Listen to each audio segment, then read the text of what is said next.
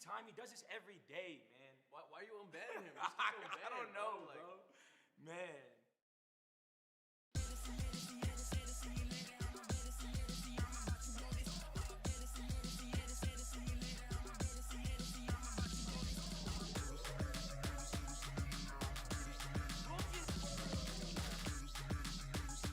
Go. One more to go.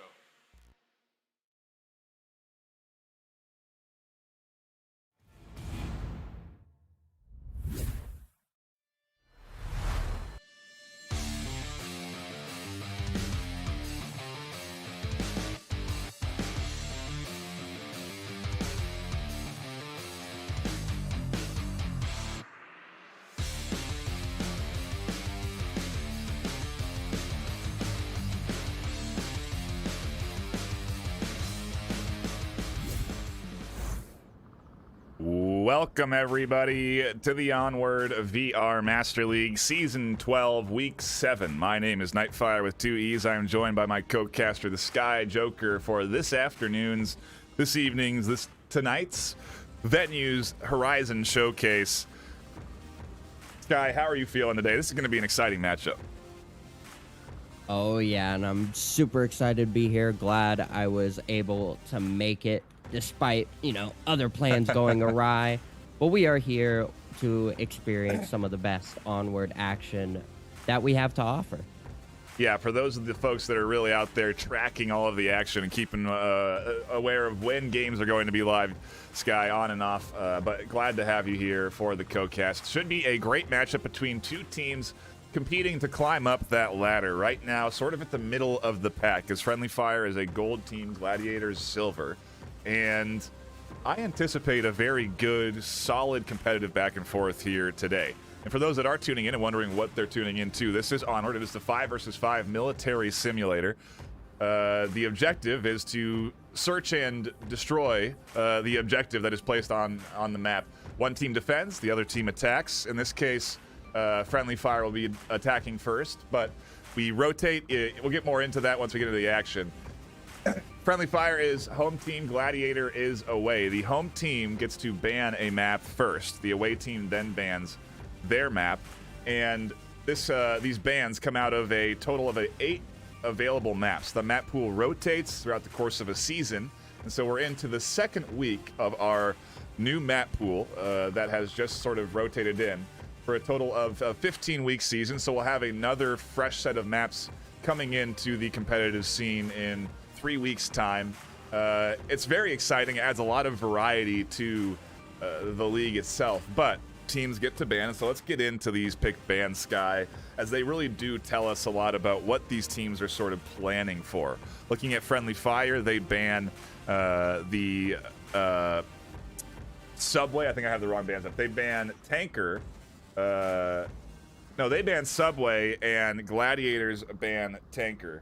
We'll update those bans on your screen there. But tell me about these bans here, Sky, before we get into the action. Yeah, so I was taking a look at some of the stats from both of these teams and right before we came on, and it looks like, so with Friendly Fire's ban of, I believe it was Subway, yes. That was definitely a pick for, or a ban of strength towards Gladiators, as that is Gladiators' most played map. Sure. Not necessarily their most won map, but their most played. So definitely an attempt to get rid of that experience. And Gladiators with the ban of Tanker is an interesting one. So neither team has any stats on Tanker because Tanker has been out of the running in VRML for 2 seasons, I believe. Right. This is its kind of like return debut, welcome back, So I think that was the reasoning for banning that, is just they haven't played it in so long. It hasn't been a competitive arena in quite a while. So let's just get rid of it because we're not too comfortable. Map 1 is going to be Downfall, chosen by Friendly Fire. Home team gets to pick the first map and the third map. And Downfall, definitely a much longer range map. I think the longest range, in my opinion, one of the longest range map in all of Onward's maps. And, if you look at these bans, you can see Subway and Tanker, both close quarters maps, getting kicked out of that map pool, it makes sense that Friendly Fire then take us to a sort of an open space like Downfall. The stats, too, support their choice here. Am I right, Sky? Oh, my bad. Yes, 100%. I'm trying to see what the Gladiators are looking like as far as this first pick. Yeah. They actually don't have, as a team, they don't have any stats for Downfall. So that definitely leans towards the side of Friendly Fire, as they do. So that shows a experience gap, possibly. Yeah. However, we also look at the Gladiators roster, and we see some veterans on there with a mix of new players. So that's definitely going to add to the dynamic of what we're going to see. Yeah, don't have much time to talk about the active rosters, but we have a little bit of time before we get into the action in round one. Over on Friendly Fire, we have Cam Street, Miss-A-Lot, Oilhead78, Physics, and Mr. Trip. Over on Gladiators, we have Marco DeMarco, Petrolman, Cirillo, Epino, and Dan108. And a quick shout out to Friendly Fire for putting the FF tag after the name. Makes it so much easier for us at the desk. I really do appreciate that. Nice. I got to address it when I see it because I call it out when I see it the other way. But I really do appreciate that from Friendly Fire. And well, now we're into the action. Round one has kicked off, and Cirillo is pushing up to an advanced position on defense. Definitely looking for some early picks there, being that far extended up in the north. Yeah, it's a semi-common position, but still very powerful, because in order to catch it, you basically have to look backwards. When you're getting to the point where Cirillo can see you, there's about 20 other different angles that you would probably be more worried about, and you are very likely to look right past them. Yeah, it is a sneaky position, but like you said, one that is often checked, so we'll have to see if Friendly Fire do their due diligence. Kind of get a gander at the overhead, get an idea of what this offense is looking like. A 2-1-2 split. They've got two up here in this north building, two down in the south ravine, and one all the way up in that tower, who is now taking shots down into the defense. The suspecting attacker or defenders down there. Again, another common position to be tucked in, where Marco DeMarco is underneath the wheel of the truck, and that's where those shots were kind of coming up and over, but obviously those won't connect. The only way to really challenge Marco's position is to swing that corner or go up into that ravine, where Marco is patiently waiting for this south flank to eventually push up into. Looking at the defense, I think the north side is definitely the weekend. If they manage to pick up Cirillo, it's going to force Dan to rotate off of looking south like he is now. And Epino would be the next target, although that dumpster position, also common, still pretty powerful. They're definitely going to require a lot of utility to be able to get these crosses. And, you know, take note. The pacing here from Friendly Fire. Very methodical. Not advancing too far. Not even really setting out a lot of suppressive fire. Taking some shots. You know, those shots did come in from the tower.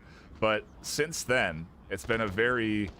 Well, I guess I stand corrected, but a relatively quiet push. Now, as they start to make their advances forward and their crosses into that south building side, you do see some suppressive fire out. There's Cirillo actually peeking out and getting the kill. Physics is up next, and the double comes through for Cirillo. That semi-automatic just not quite hitting its target. Wow. Gonna go down, now bringing this to a 3v5. They had such a good line going across the map for being so spread out. Okay, maybe I can move up to north. Pretty impressive. They just weren't positioned well enough over there in the north to get that refrag that was needed. Yeah, now the trouble is Cirillo has command of the north, right? So they don't have a whole lot of options there. To the... maybe... if they can get successful here in the south, in the southwest side, that position may be actually too far away from objective to be effective. And so, in a lot of ways, if they just are able to focus their power here over into the south side and try and challenge the southwest, it is almost like a I think there's a path here in the Southwest for Friendly Fire to pick up a couple of kills one at a time and work their way up towards objective. My fear is that they're going to line up for Cirillo here, but Mr. Tripp identified him just in time and managed to get that pick. That was a key pickup. Now it's going to be a matter of getting cross from Dan, which it looks like they will do successfully. Now they're going to have to deal with Marco. Here's the suppressive fire. Tripp. And, yeah, Pino does connect from behind that dumpster. That position paying off. Marco DeMarco, like you said, likely to be up next on the shooter list. And Friendly Fire, aside from that one kill that they did manage to get onto Cirillo, they still have not managed to really root out where this defense is positioned. They're having a tough time finding anybody here. Marco is still blending in up against this truck. You can't see through these windows. It actually misses one cross. Ollie making a quick rush into Center Hotel. Miss-a-lot going down now into a 1v4 with just under 60 seconds left in the trade to finish it out. Gladiators take a pretty commanding first point. Yeah, that was As my host dies on the other side. that of was the a money. solid job from Gladiators to take a defensive round, and a patient job at that. You know, that's what really Downfall requires, is patience and discipline on defense. You have to stay tucked in on your defensive angles. If you do extend, if you do kind of push up like Cirillo does, you do risk getting picked off. Whereas otherwise, with a lot of the objective placement on Downfall, you have the luxury of really forcing the enemy team to come to you and forcing them to cross big, open gaps. And if they don't smoke those gaps, then you're going to find kills. And so it's all kind of a tactical mind game, really. When you're attacking, you have to sort of figure out what lines they're likely to cover and make sure that you're going to be denying vision down those lines. And when you're on defense, you want to try and throw off your offense. You want to try and throw off angles like DeMarco was up against that truck. You could see the attack was ready for someone to be in the two-story across the street, but nobody was up there. Marco was actually pushed up a bit, almost in a, I wouldn't even say off-meta position, because that's a very viable defensive spot to be placed there by that red truck, but off enough to catch Friendly Fire. And overall, a solid hold from Gladiators. I think they had 3 left alive at the end of that round. So we'll have to see what Friendly Fire do on defense. For those not in the know, we swap sides every objective. And so we play an objective twice, and then a new objective gets placed at random. And so Friendly Fire now go on the defense with this same objective, and Gladiators go on the attack for round 2.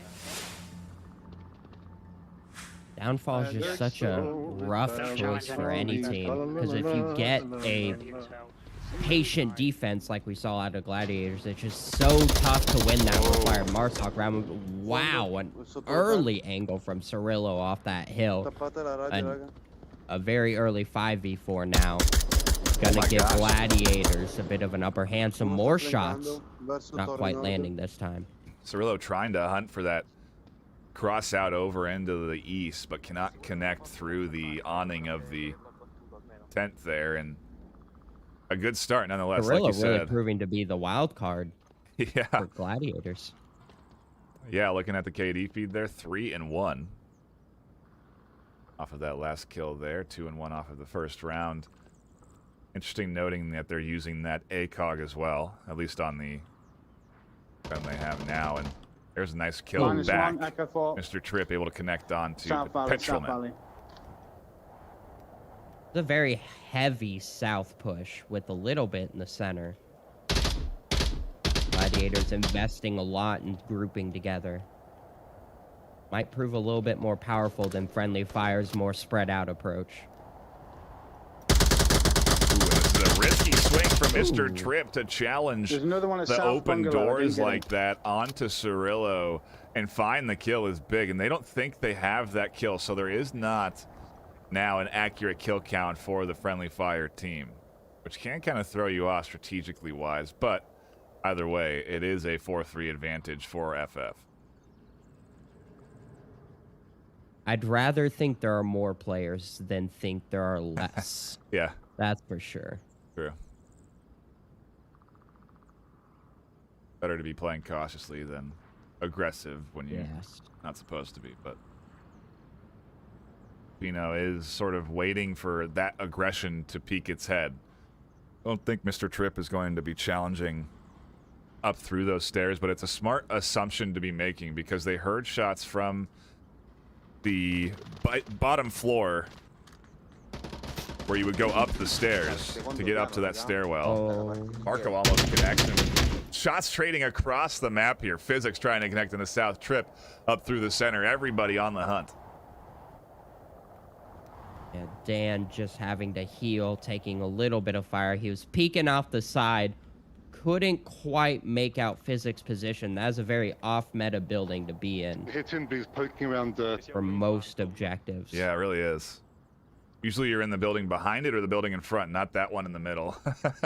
I don't even have a call out for that building. That's how unused it is.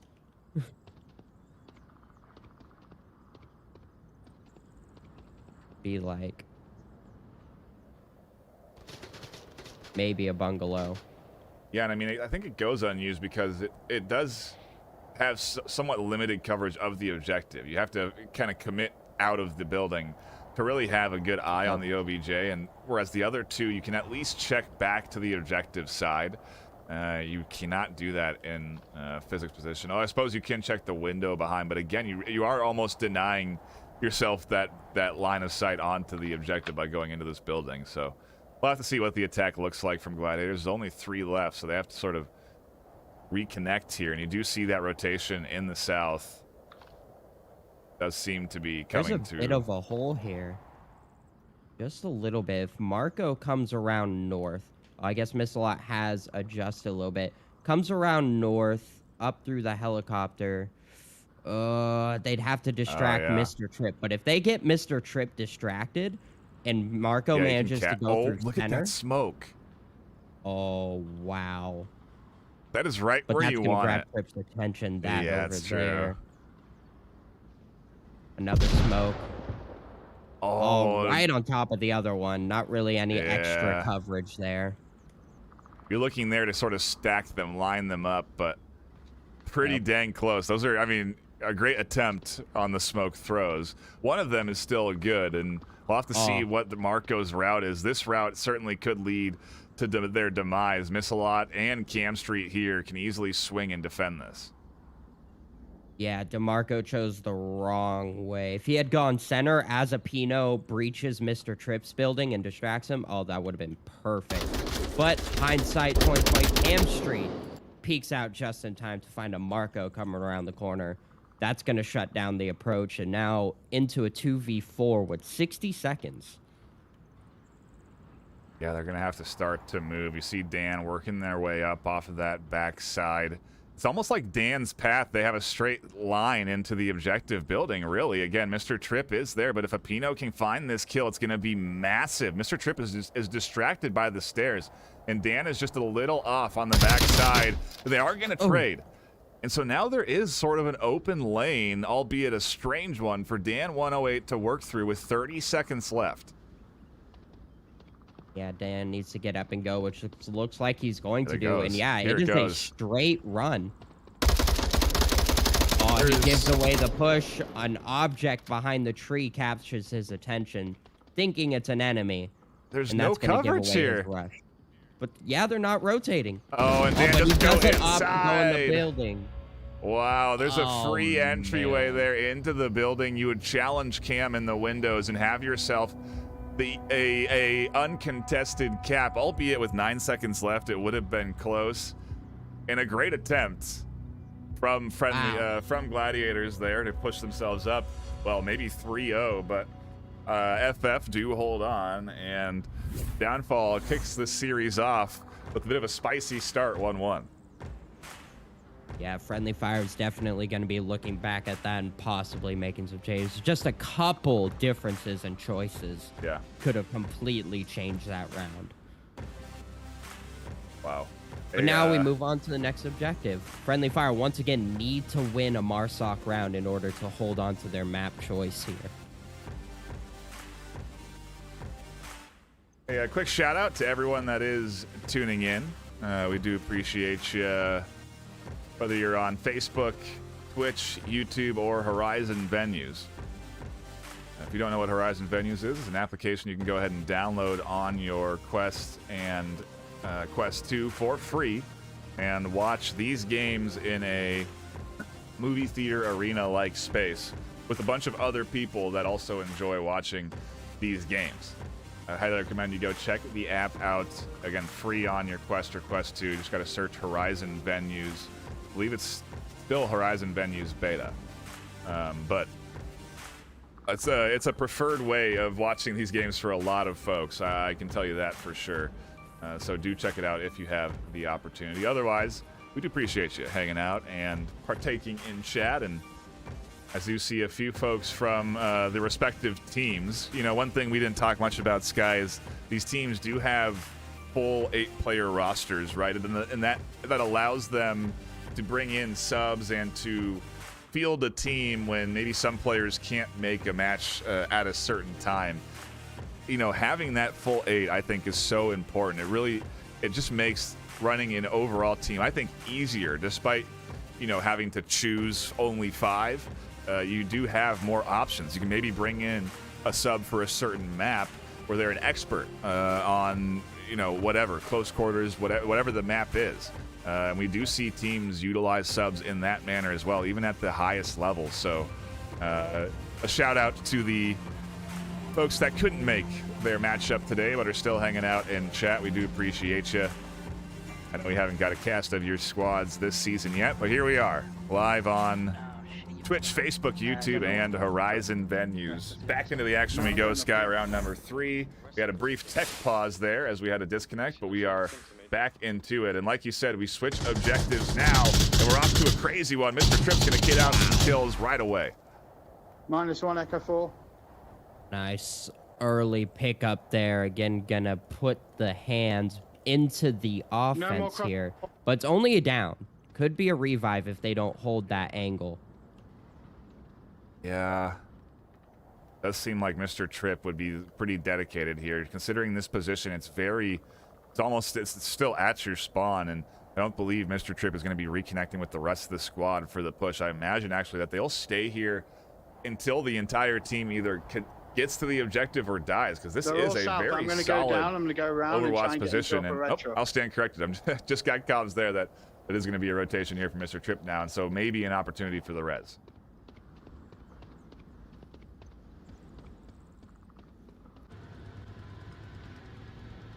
Looks like we have a third caster coming out, a drone from Friendly Fire. Gonna look for some defense positions and help out the attacking team a little bit. What do you think of this double stack on tank here, both the Pino and Petrol Man? Very far Not from something you objective. see often. Yeah. Yes.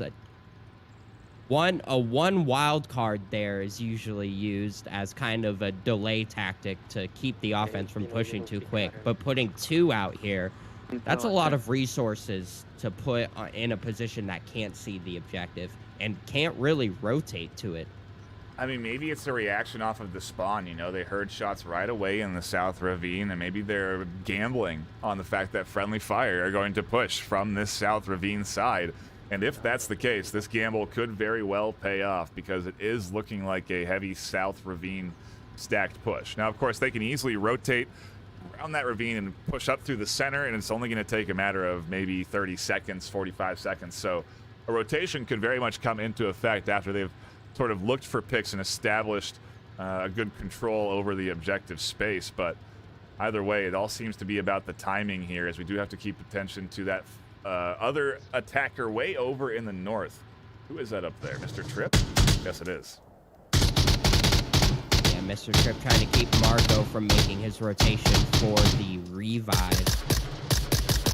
Guerrillo still just down, able to make some call-outs, but in no good position to be revived. As I say that, Guerrillo bleeds out. Gonna make this an official 5v4. Physics way out in the open taking these shots. Wow. Oh, Pino, I guess, couldn't quite hear exactly where it's coming from. Physics catches another out in the open. Petrol finally shutting down the madman. Yeah, and this is bad Bringing news us to a because 4v2. they have no hold over the north now other than Dan 108, and Dan is also covering the center. So there's a lot of open ground here to be pushed through, and Dan does kick it off with at least finding one. Cam Street able to get rid of Petrol Man on the tank, and so it does all come down to Dan 108 holding this objective on their own in a 1v3. And I think this is the right place to be, right? They can't cap. They have to push to the front of this building to either get inside these rooms or get close enough to objective, right? So I think Dan's position is actually a great final stand spot to be in. Yeah, this is where you want to be into the 1v3 with one of the new Onward weapons, the AK-104. The only danger here is a smoke, run around the corner, and a fast cap, which I know Friendly Fire is capable of doing. So we'll see if that comes into play. Stage 101. Oh, man, and it ends in a trade. Dan 108, miss a lot, finding each other in the final stand. Friendly Fire get their needed MARSOC point. They do indeed. This is their map pick, so they are obviously on the hunt to come away with this one. But I think, again, it's important to remember that this objective, I think, leans into the favor of MARSOC more so than, or more often than not. And I think it's one of so hard to defend. You know, like one of the only objectives on Downfall that is hard to defend.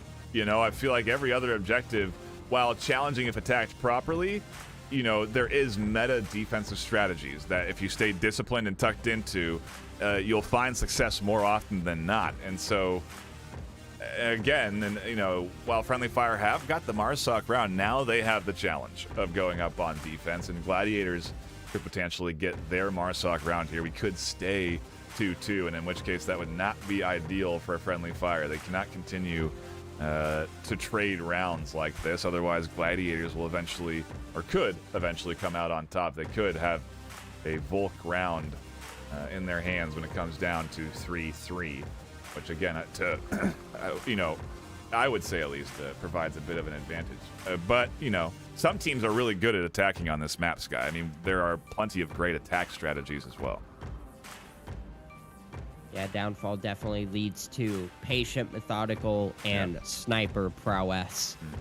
But as you said, most objectives, the thing with Downfall is most objectives have defensive positions that you can get to where you can cover crossing lines, and then a couple looking at objective that don't really punish you or force you to expose yourself.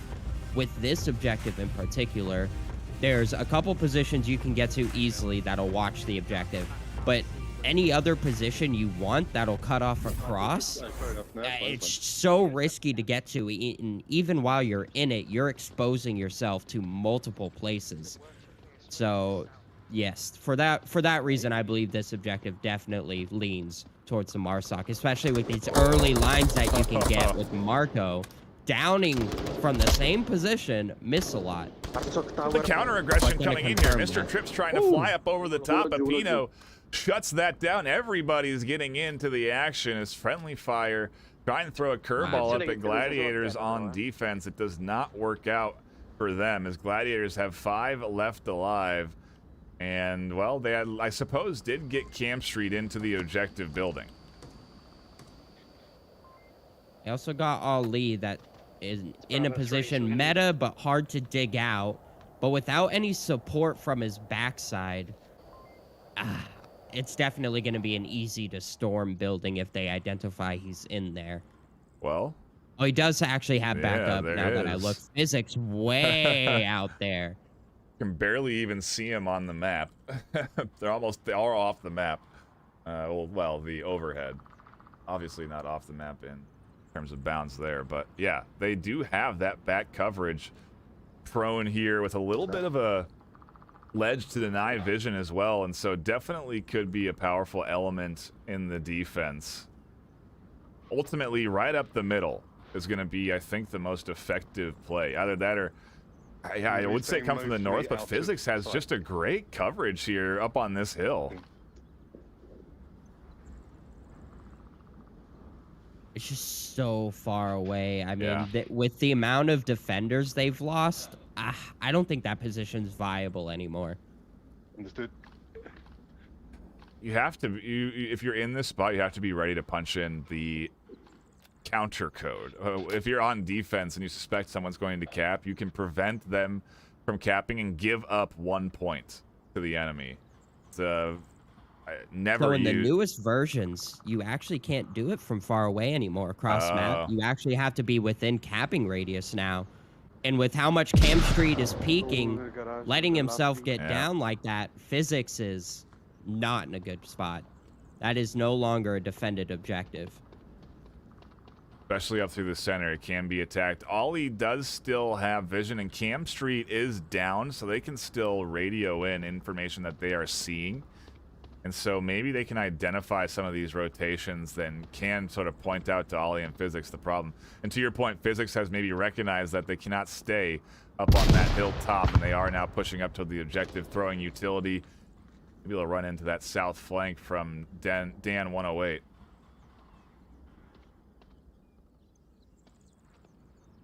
Yeah, he was very worried about getting eyes on objective, that he kind of looked over Dan. Well, Ollie had seems to be very much identified by the enemy team. Traded there with Marco Apino, also had eyes on, as did Petrolman. An indicator that Gladiators have good comms going on right now.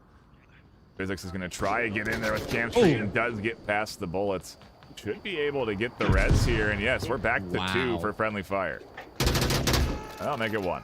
Oh, a back-to-back defense gonna trade there, but Physics still resable. And we're gonna go into a 2v3 now. Both of them now injured. Well, he's not gonna revive. Oh, wow. Cam Street just runs out for the kill and goes for the death. I don't think Cam Street heard Physics calling out. So he was just trying to die, thinking he was last up. Now Gladiators take a Marsoc point, and we're back into the trades. Trading of rounds.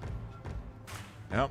It continues to go this way. Again, it'll put Gladiators 3-3 with a Volk round to potentially take map 1 away from the hands of friendly fire. Our next objective, one that can be attacked. You know, we do say, we were just talking about how much well, at least I think there is a Volk advantage for a lot of these objectives. I think you sort of agree there too. But with this one, there is some successful attack strategies that can work out depending on what the defensive layout is, and obviously what the setup phase looks like for the Marsoc side. There is potential to cap this objective. I've seen it happen plenty of times. I've also seen it attempted and failed plenty of times. Yeah, definitely a lot of different ways to approach this particular objective. The most common being up through the center.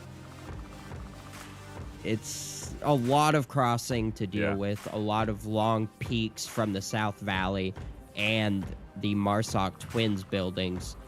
If somebody's willing to get out there, I usually see a defender push up to Center Hotel, get a little spicy in there. It's just a matter of how condensed you want to play on this on this objective in particular, because there's a lot of opportunity to get picked off trying to get to a spot. And again, a sniper here pays off. And it's something we haven't really seen. I don't think I've seen a Martian rifle come out yet. There it is, I think, in... I have a drone if you need There was one. Miss-a-lot is running round. one here for friendly fire. As we get back into the action, round number 5 kicks off here. Let me know if you need it. Ironic that Miss-a-lot would be running a more marksman-like weapon. Yeah, hopefully she doesn't miss too much. Miss a little would be the name, maybe. Miss a little.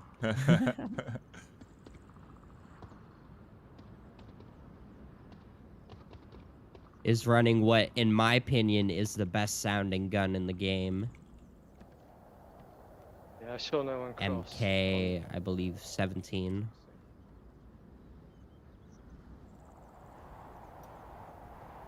That was a nice little low-pitch, bassy thump to it. Yeah, it's interesting to note that even though she is the marksman class, not even still running the Apollo. What is the name of that scope? I'm not sure, but 2x. yeah, it has the Physics option to going flip down. it there. And yeah, kill getting connecting for Dan 108. It looks like, but can't find the Well, that's a lot. confirm. From the back there.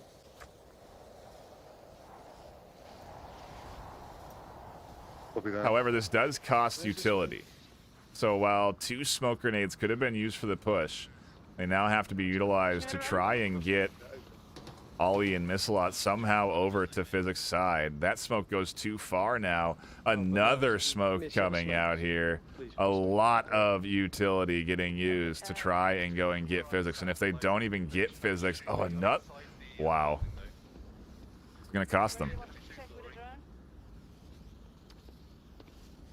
Yeah, these callouts are going to be semi-effective, but it's only going to do them so much, and it's going to slow down their approach, something you don't want on Downfall.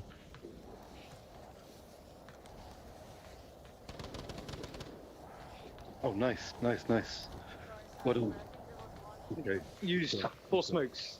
So Well done. Okay, well done. All right, I'm up. Right, I'm going to smoke where I was and try to make a bit more ground up. I'm going to go into Heli Bungalow first. First step, I think, is going to be to get out of this hallway. No, we need some support, I The think, on... dialed-in view here of this defense ready to go, as I think Cirillo is the one holding that angle down into that 2-story there. They do get out to help with suppressive fire from the north. And friendly Right, fire I'm going to remain get to some- be 5 What have we got? as they continue their Okay, keep efforts them occupied. to push over into the south side. I think the wild card here is going to be Cam Street. That's definitely going to swing this round if this approach plays effective.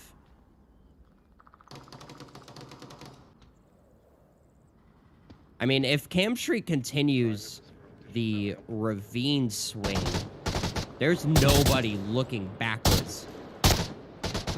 Cam Street finds Cirillo and then takes Cirillo's position. He can see the back of almost any defender. Oh. Oh, wow. What a shot. Yeah, Mr. Trip lagging just a bit behind the rest of the team there, trying to reconnect with the squad. Ends up getting picked off. Press, miss, Ollie, get Cirillo into really doing a lot of damage there. Petrol Man goes and finds Cam Street up on that Twins, and now it is all up to this trio pushing up into the hotel. They are gonna have to find some picks, but Copy that. Gladiator's defense is very tucked in. I mean, everyone is waiting for this team to push up past this hotel, not even get into it. They're going to allow them access into that 3-story. This is not what you want as an attacking team, to be boxed into one position. Losing Cam Street out there was fatal. Minute 30 left on the clock as well, so not an infinite amount of time Right, guys, get to ready. work I'm gonna with go here. We'll round have to see north what this side of Lower attack Dumpster, right, and ends up make looking smoke or like. do Marco whatever you can. nearly The objective, peaking, okay? but everybody's staying very disciplined on their angles, making it very difficult to be successful. Petrol instantly catching Physics as they try to cross. Ollie not able to find anybody through that window, so they're eventually going to have to rotate out. And with a minute left, everybody's going to have to be pushing here soon enough.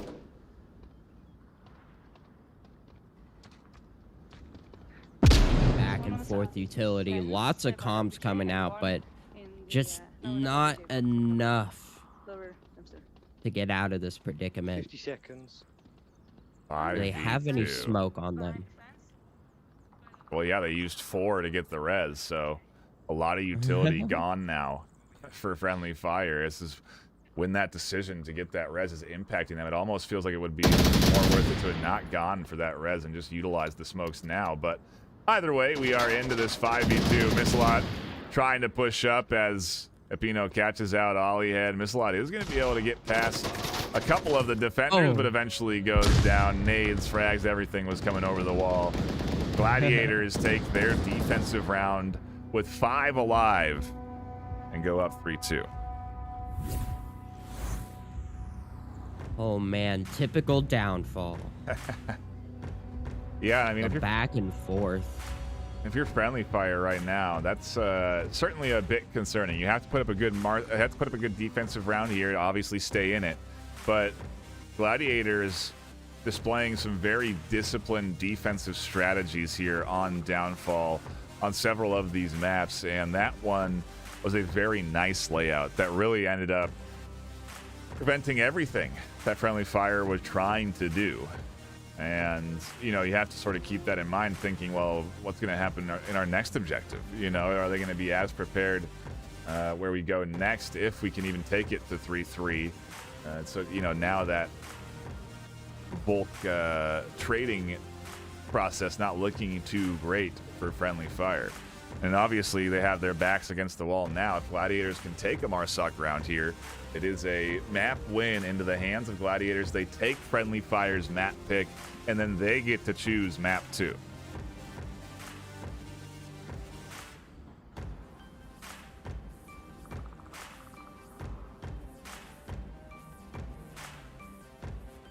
Certainly a lot of momentum to be gained by the Gladiators team, but we'll have to see what we get. We do have a brief tech pause again as Gladiators hopefully can get their 5th to quickly reconnect back into lobby, and we can get back into the action for round number 6.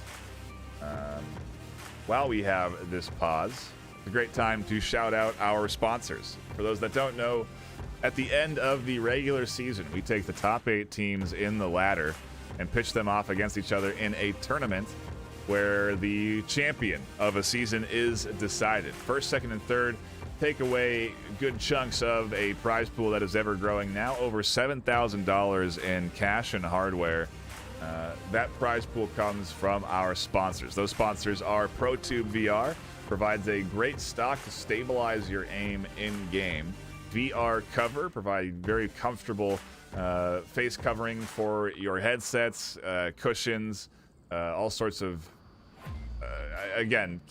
almost must-buy products for the VR headset to improve comfort. VR Wear, with our awesome VRML merch. Arma, providing you good quality jerseys like you see here, the one I'm wearing now.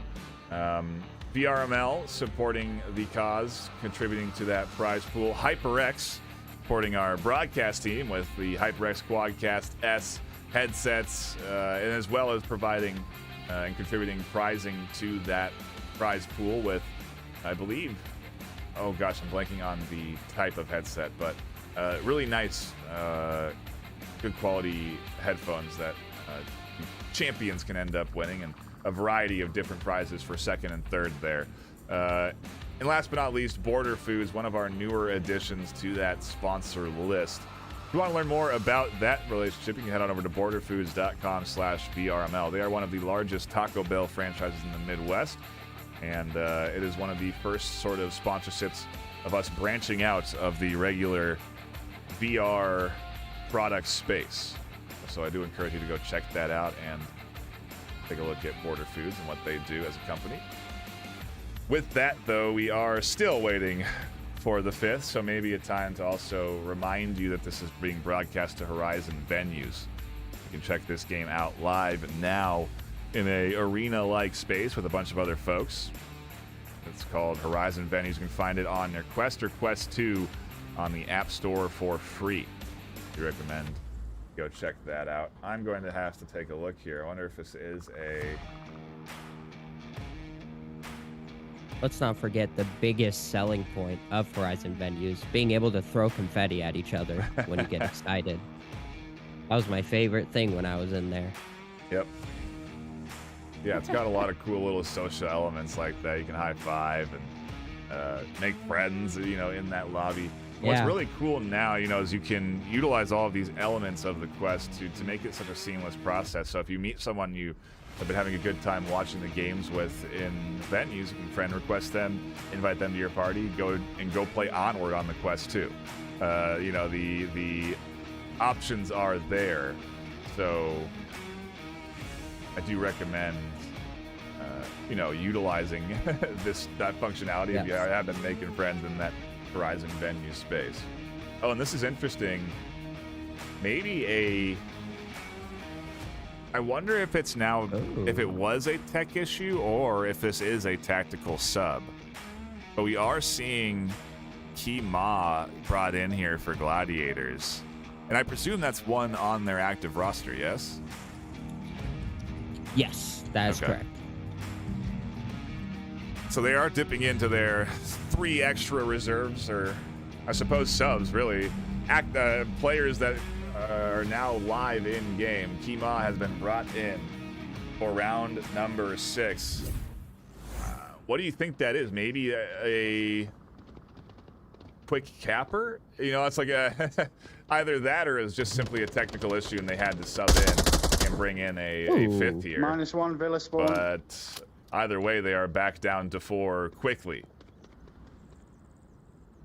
So that is Mr. Tripp picking up Dan right there provides 2 key elements. One, clearly giving them the 5v4 advantage, but also spotting that spawn so early on is tremendously powerful in a map like Downfall.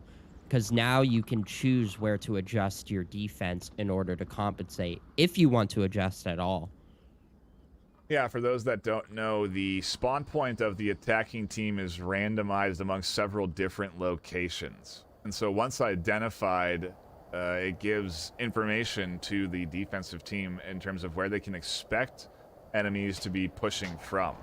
Because the entire team obviously spawns Sounds like in shots the coming same from Heli location. 2-story. And so with that sort of identification there, like you said, it can give them maybe an opportunity to adjust. But I'm not seeing any shifts off of that information. It seems to me that Friendly Fire is going to trust in their defense. Yep, exactly. Yeah. Interesting little rotation from Tripp. Might find Kaima. Oh, but a nice peek from the Virtus. Gonna find Mr. Tripp. Again, another new gun coming out in the most recent Onward update. I love this gun. I mean, it is, I think, the quietest gun in game, and 100%. it really is difficult to hear from range. I don't know if they will know that Ki Ma got that kill over here. Yeah, those shots would have gone unheard from pretty much the entire defense. If you get shot by that gun from a distance, or your buddy next to you gets shot, you will only hear the blood splatter and your guy with his amazing noises. But you will not hear that gunshot. Your guy will just die next to you and you'll have no idea what happened. I've had moments where I thought they just dropped because, again, no shot. Oh, wow. The sniper. Confirmed. SKS coming out. Oh, might find another kill here. Does connect onto a Pino, and double coming through. Physics doing some damage for Friendly Fire. Makes it a 4-2 here for this defensive squad. Marco, the only one left alive over here in the west, and Ki Ma over in the east. It's going to come down to these two pinching onto the objective effectively, and ultimately really getting rid of Physics, who is now also trying to find a third. Yeah, shutting down that White House position is such a key thing to do. Even though it is, again, a common position, it's common for a reason.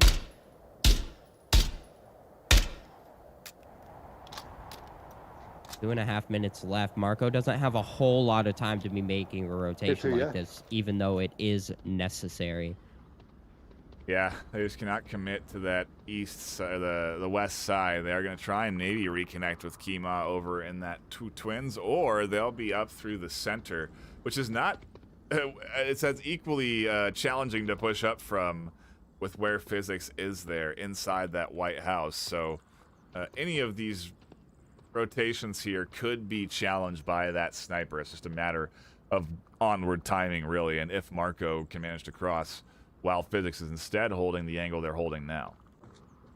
Yeah, I was going to say, with physics now having rotated, this is an optimal point for Marco to actually run down the center. There's nobody watching that center push right Well, I now. heard someone coming from This the is south. something that Friendly Fire has been doing a couple of times on their defense, where they temporarily leave this hole that's pretty gaping. It's just a matter of Gladiators timing it right. It's sometimes all onward And is again, really it's is. Marco. Marco was the last one who could have taken advantage of one of those holes. So we'll see if he does so this time. Again, he's unaware of these particular events, as we are here in the casting deck. I think the trouble is that Olliehead is here in the two-story and is sort of watching for the eventual entry from the center to the objective. Marco could find an angle through the doorway there. They should see this. Instead, they're going to smoke out their location. So Marco doesn't have vision, and now the push is coming in. Marco instead gets tapped up. Oh no, physics finds the kill. Ollie confirms that Kima is able to get one up on the into the White House, and we're into a 1v3. Wow. If the defense doesn't stay tucked in, Kima could pick them off from this position in the 30 back. seconds. They are unaware. Only 30 seconds left to work with, and they do see You camps could almost run rotating. straight to it. That's one. Missilot's there inside objective. They go down. No one's on OBJ. That's an open Ollie has to objective. swing around. Oh, Kima hasn't reloaded, I don't think, but he's just going to run straight to the objective. Missilot gets the call out. Oh, he drops the Kima's pistol. just going for it. Wow. Ollie comes around. 8 No. seconds left. Missilot with the call-outs to support Ollie there, and the timing is just barely perfect, Wow. but perfect enough. We stay 3-3 here. Gladiators nearly taking that one, but not quite, as we go all the way to round 7 for map 1.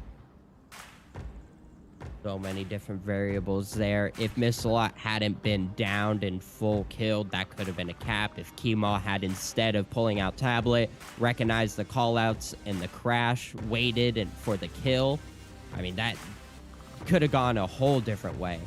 But Friendly Fire stay in it, and now we go to a round map decider on a new objective here. Similar objective, but slightly different in the way they're going to have to hold it. Yeah, it is on that same side, but being over here against this wall and near this street, it just changes up the overall attack pattern that teams will take once they get towards the objective. And so we'll have to see what the spawn looks like. There is a very quick spawn you can get. With this objective. And so we could have action right away for the first time. Well, I guess we've had action right away almost on all of these spawns, but then it's slowed down. This could be a very fast final round here. It all depends on how Friendly Fire attack. If they get that fast spawn, they still can play it slow. But it's, will Gladiators identify the spawn? So many question marks here. It's looking like it's not going to be the quick spawn for them. They're going to spawn way over in that northeast side. And so we should see, again, another sort of methodical push up to objective. Difficile scommetterci, eh. Comunque io corro lo stesso. Round 7, Sky, we're in it. No, vado da qua, mi nascondo. Yeah, methodical pushes haven't quite worked to Friendly Fire's advantage, though, with Gladiators being so patient. Right. So you got to wonder if maybe they think they changed things up a little bit. I wonder what the plan is here. Looking at Apino and Cirillo, maybe a bit of miscommunication on who is going to be where, as Apino now takes the other side of the wall and should be able to get set up in time inside that 3-story hotel. Meanwhile, we get a look at the overhead for Friendly Fire, and they've split off into a 3-2, and to send 2 down into that west side to try and challenge, and 3 over into that south ravine.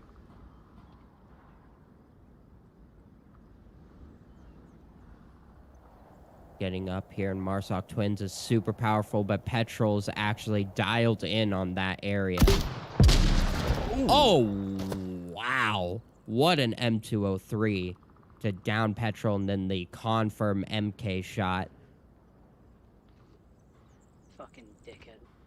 Beautiful use of utility, gonna bring the upper hand to friendly fire pretty early on. Yeah, now they have a very powerful control point here in this south hilltop. They have the option of going over to that White House and having shots down into all of the defense positions that are around objective, other than really Apino, who is also battling the attack over onto the north. Ollie heads there, but they do get one, so we're into a 4-4. If Kaima gets a little too peaky, that will be a really key pickup, and then it's just going to be down to Cirillo and Marco. Apino's pretty far off objective. Or any of you guys get one out of upper dumpster? Ollie's seeing that body that went flying off of the grenade there and was confirming it. I guess kind of getting away their position, but again, they're using that silencer. Definitely difficult to hear with that new, what is it, MCX or MX? MCX. MCX Virtus. Oh, yeah. Beautiful weapon. Oh, the AK-104, the brother. Wow. Gonna find two now. Wow, that's going to hurt friendly fire immensely. Those open crosses proving fatal. Now what was the upper hand for friendly fire has Just now like turned that. into Gladiators up 2 in a 4v2. Just 3 like minutes on the clock. that, man. Yeah, matter of moments.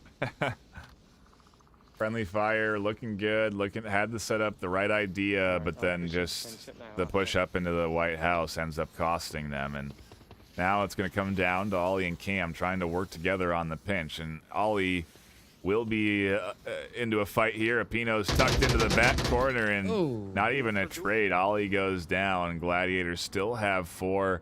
Cam Street alone for the clutch here with 2.5 minutes left. Otherwise, it's looking like Gladiators are going to be taking friendly fire's map pick here. And they really don't have a hole in their defense right now. There's no easy way for Cam to get close to this. With Kaima watching that whole top of the hill, now Cirillo dialed in.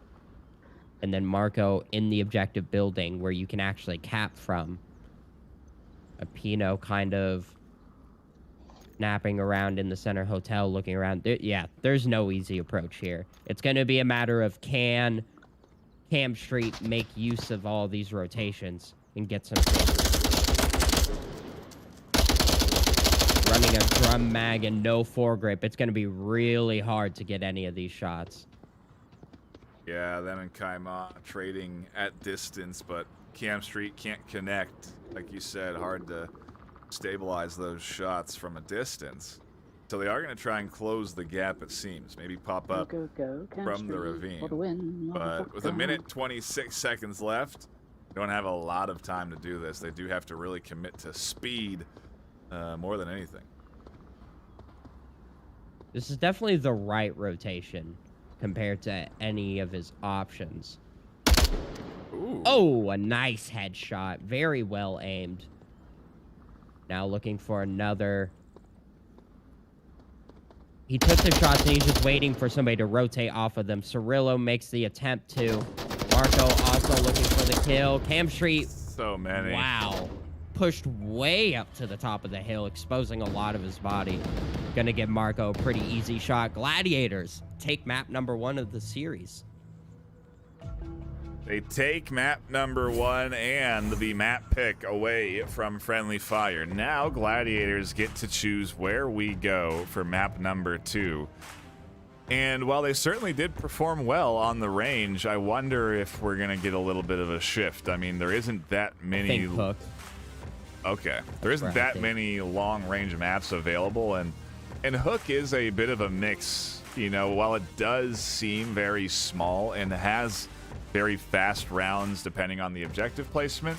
It also has moments where teams really get the opportunity to slowly and methodically kind of rotate around the beach and push up into the numerous buildings and windows and rooms of Hook. And so I guess we'll have to see what we get. It does look like it's going to be a custom map, if I was a gambling man here, Sky, based off of us having to recreate the lobby. So give us a brief moment here while we sort out the technical elements of this.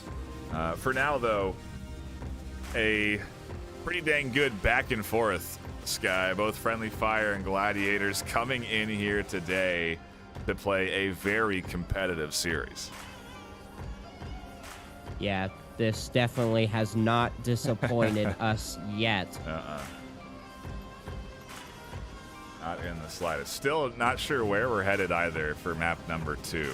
I really am now on the edge of my seat, so to speak, waiting for this lobby to come up to know where we're headed for our second map of the day. I know we're still waiting. I am getting information now. It does look like Hook, so you are right. Oh. And here's an interesting thought. The reason we had to recreate the lobby was because somebody didn't have the map downloaded or updated. And so either you or me didn't, and I just cast Hook the other day, or the enemy team, one of the players on Gladiators didn't. And, you know, maybe an indicator, if you really want to get into it, that Friendly or Gladiators, or excuse me, maybe someone on Friendly Fire didn't have the map. So maybe an indicator here that Gladiators are picking into a map that Friendly Fire are not necessarily knowledgeable or comfortable on. It's sort of an element of these custom maps that is always interesting to think about. You know, when these new maps get introduced into the map pool and into the league, our teams practiced on it. It becomes the big question that I always throw around. And we're only into the second week of this map being in the map pool, and so teams certainly have some footage to look at and learn from, but it's not like there's an abundance of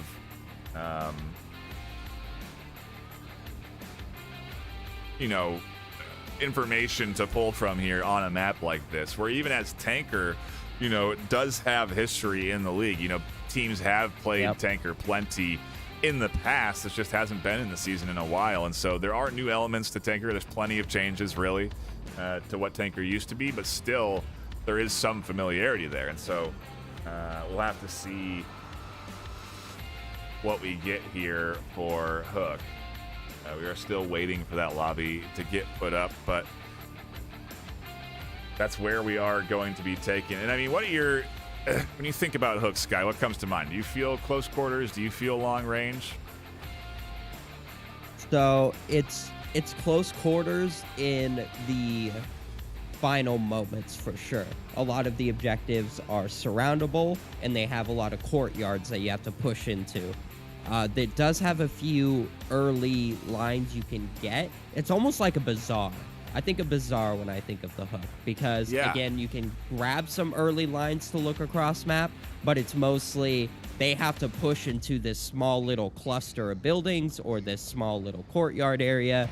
This is going to happen very quickly, and that's what bazaar does as well.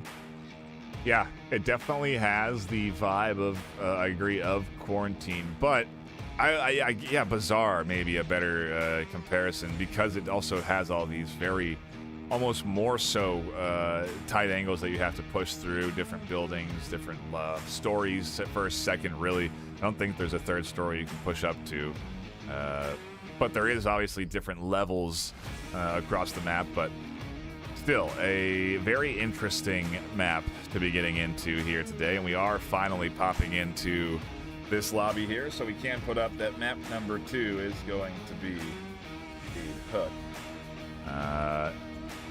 Maybe we'll get a sub over from the likes of Gladiators again, but for now, yeah, we do, right? Little Lilium 360. Lilium. Yeah. Yep, that is a new one that they are bringing in for Dan 108. Oh, well, maybe not. There's another yeah. Maybe they're bringing someone Marco else dropping. in. Wow, this is great. I mean, Again, I love to see it. I really do enjoy seeing the variety in this roster that Gladiators are showcasing here. The discussion point I always bring up is that you have people that excel on certain maps. Maybe they have, players that aren't playing actively or consistently with the team the last few weeks that have been playing custom lobbies and playing Hook and sort of figuring out different strategies to this map. And again, they can potentially come in here up against Friendly Fire and throw in a little element of surprise strategic-wise if they can get their full 5 into lobby, of course. We are still waiting for that to happen. And so while we have been waiting, we do really appreciate the patience of everyone that has been stopping by. Map 2 should be starting really any minute from now. I don't want to take us to a break, as I think we're going to be getting into this action very shortly, but just a few more moments while Gladiators populate their lobby and while we again sort of sit on the edge of our seat waiting to see is this going to be that same roster that just won. I would think that you would want to stick with the roster that just took a 4-3 on Downfall. That is an hour of warming up, basically. I mean, that was an hour-long map 1. They played rounds down to the final minute, and it'd be interesting. So there's mixed thoughts on that. Yeah, there is. Because, for example, in a recent match that I had, I did really well on map number 1. We all did really well on map number 1. I think I dropped like, I don't know, 11 or 12 on map number 1 of Arctic. And then immediately we went into Downfall, and I was like, I knew we had Deflate on standby, who's our resident sniper. And I was immediately, as soon as we got in, I'm out, bring Deflate in. Because I knew he would be more of an asset than me, who's not very good at Downfall. So even though you have that first map, warm up, it brings into your previous points of maybe they have somebody else ready to go who's more efficient in this sort of environment. And especially when you're going from a map like Downfall, which is a very niche one, to one like Hook, which is more, it has that variety that a lot of other maps have, like Close Quarters. Marco is back for Gladiators. Me and Sky have killed enough time and chatted about enough things to get us back into the action. Round number 1 kicks off with a corner objective, one that I think is pretty easy to defend, but we'll have to see what the Gladiators offense throw at Friendly Fire, as they are on the attack and Friendly Fire is on the defense for round 1 on Hook.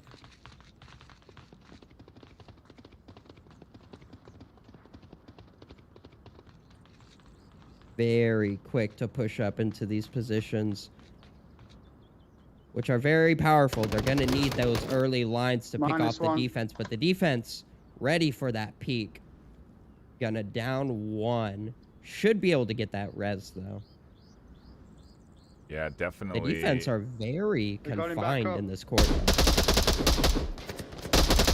They are, but it is also a place that they have to push into. They have to get in to this back corner. So it's a rare opportunity in Onward where you actually have, you only have to worry about 180 degrees instead of a full 360. That is, of course, if the offense doesn't try and hit you from all sides, which doesn't seem to be the case. Oftentimes, teams invest in trying to enter in through the center, like we're seeing here with Gladiators. Some teams send 1 or 2 around the edges, but the edges are very risky as well. You can get very quickly frag grenaded if you're not careful. You can also get shot if you're not careful. Cirillo takes a rocket ship to the moon as Mr. Tripp finds the kill, and Gladiators go down 4-5. These outward-looking positions that Tripp and Physics are taking are key. If the whole team was just focused on inside this courtyard, it'd be really dangerous because all of the action would happen immediately on objective. So being able to weaken the offense before they get to the defense is absolutely necessary. Tripp definitely holding a lot of different angles here. Trying to rotate back and forth between these windows, looking for a Pino, looking for Kima. Can't quite find the connections, though, and although they found one Missed my kill, shots on him. not able to Yeah, get they're coming in this a way. second or a third. And now a lot of eyes are dialed into these windows, waiting for Mr. Tripp to try and swing and move it all. I think he knows it. Like, he has Yeah. this spidey sense. Because as soon as the lasers look away, he crossed the window. What perfect timing. Wow, Mr. and Tripp what is a- on it Another as one he down. finds Kaima. Echo 3. Wow. And then Uh-oh. Physics with a nice little peek finds Lilium. Gladiators just not gaining the traction they need One more on their pushing to own. where you just killed Yeah. someone, Trip. Turn, play place. Yeah, they're having a tough time Right, getting there's two through where you, these shoot front that- two in these windows another and one on down. that ledge there. Tripp with a fourth or a third, excuse me, on the round there. As Apino now is alone in a 1v5, has to push into an objective into the corner, and has a lot of attackers to get rid of. Does start things off with at least a kill. Next up is going to be Mr. Tripp, and I'm sure they have an idea of where they are in the windows. It's all going to come down to onward timing, and if Mr. Tripp is going to peek, right as Apino does try and drop back.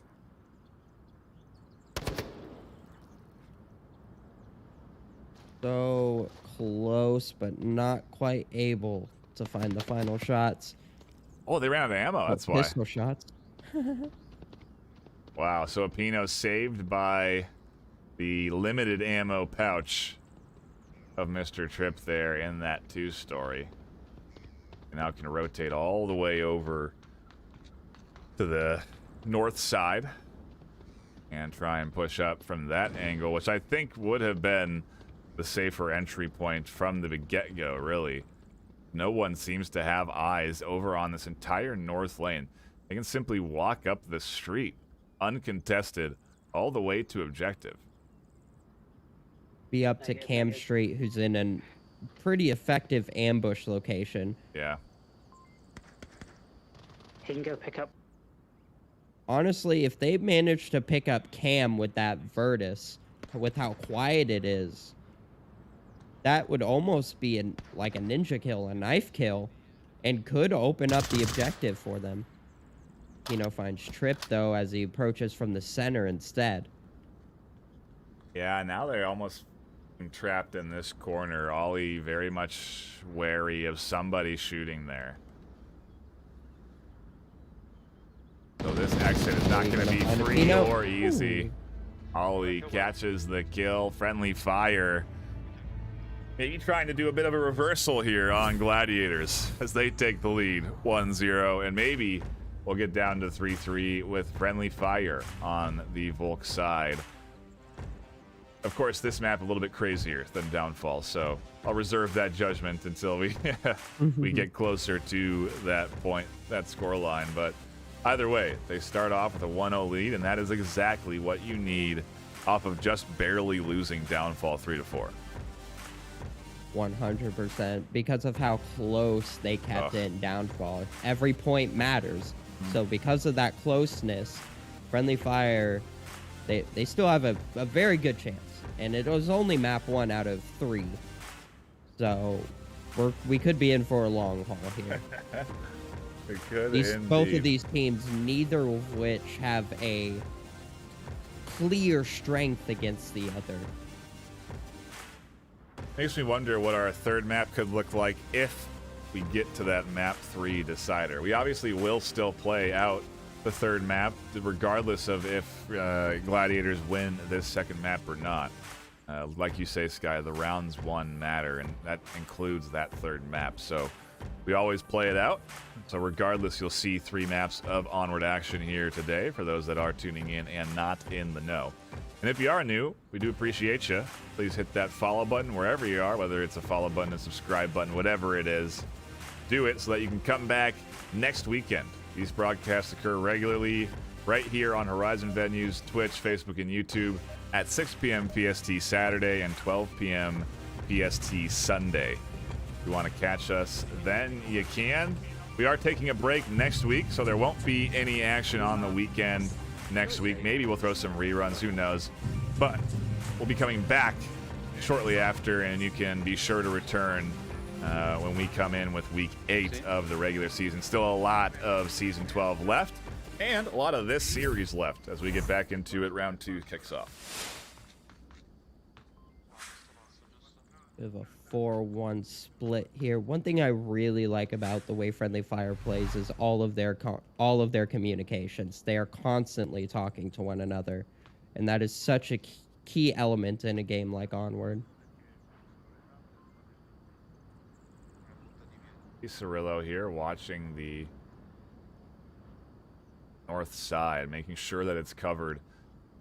Very different to that of the Gladiators defense, or excuse me, the Friendly Fire defense. And really the Gladiators defense, very different. Nobody holding up the center like they did with FF, and instead Apino does commit to this sort of south extended position over here in that on the west side.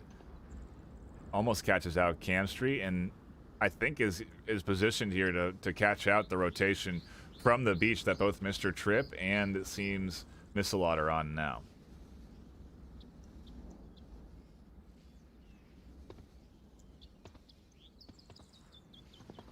With the defense very dialed in to the rest of the offense, I'm wondering how Ali's rotation is going to play into this. Marco's still looking. Physics manages to find a Pino over there. That's going to weaken that defense. It's going to force some rotations as well. Yeah, he's killed Echo 4. That's a big pick because that opens up that whole side for both Mr. Tripp and Missalot. Oh! But Cirillo with an interesting rotation.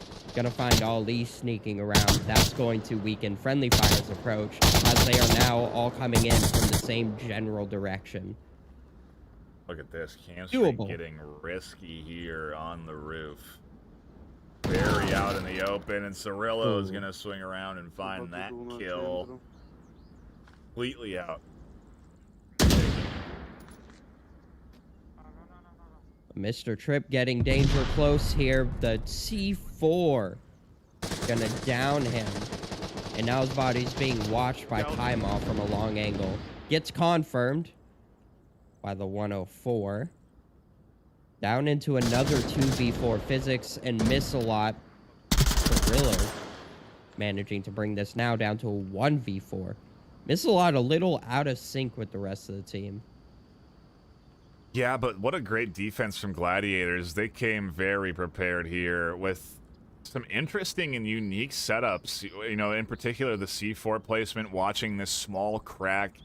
It's worked out well for Gladiators as they have 4 left alive, and Missalot going to be challenging the angle here of Kima soon enough, and Kima is barely exposed. So they'll find Missalot to round off round 2 and tie things up 1 apiece. What an angle that Kaima had. Such a tight peek through that wooden pallet. Yeah. No wonder they used C4, because they knew that if somebody ran across that, they wouldn't hit that. So might as well have some explosives that they could detonate. Very, very smart move there. And a good play. Just shows why they picked this map. They've definitely thought it through, and they, like you said, are prepared. Map 2 certainly delivering so far, though, and, well, we are on track for that 3-3.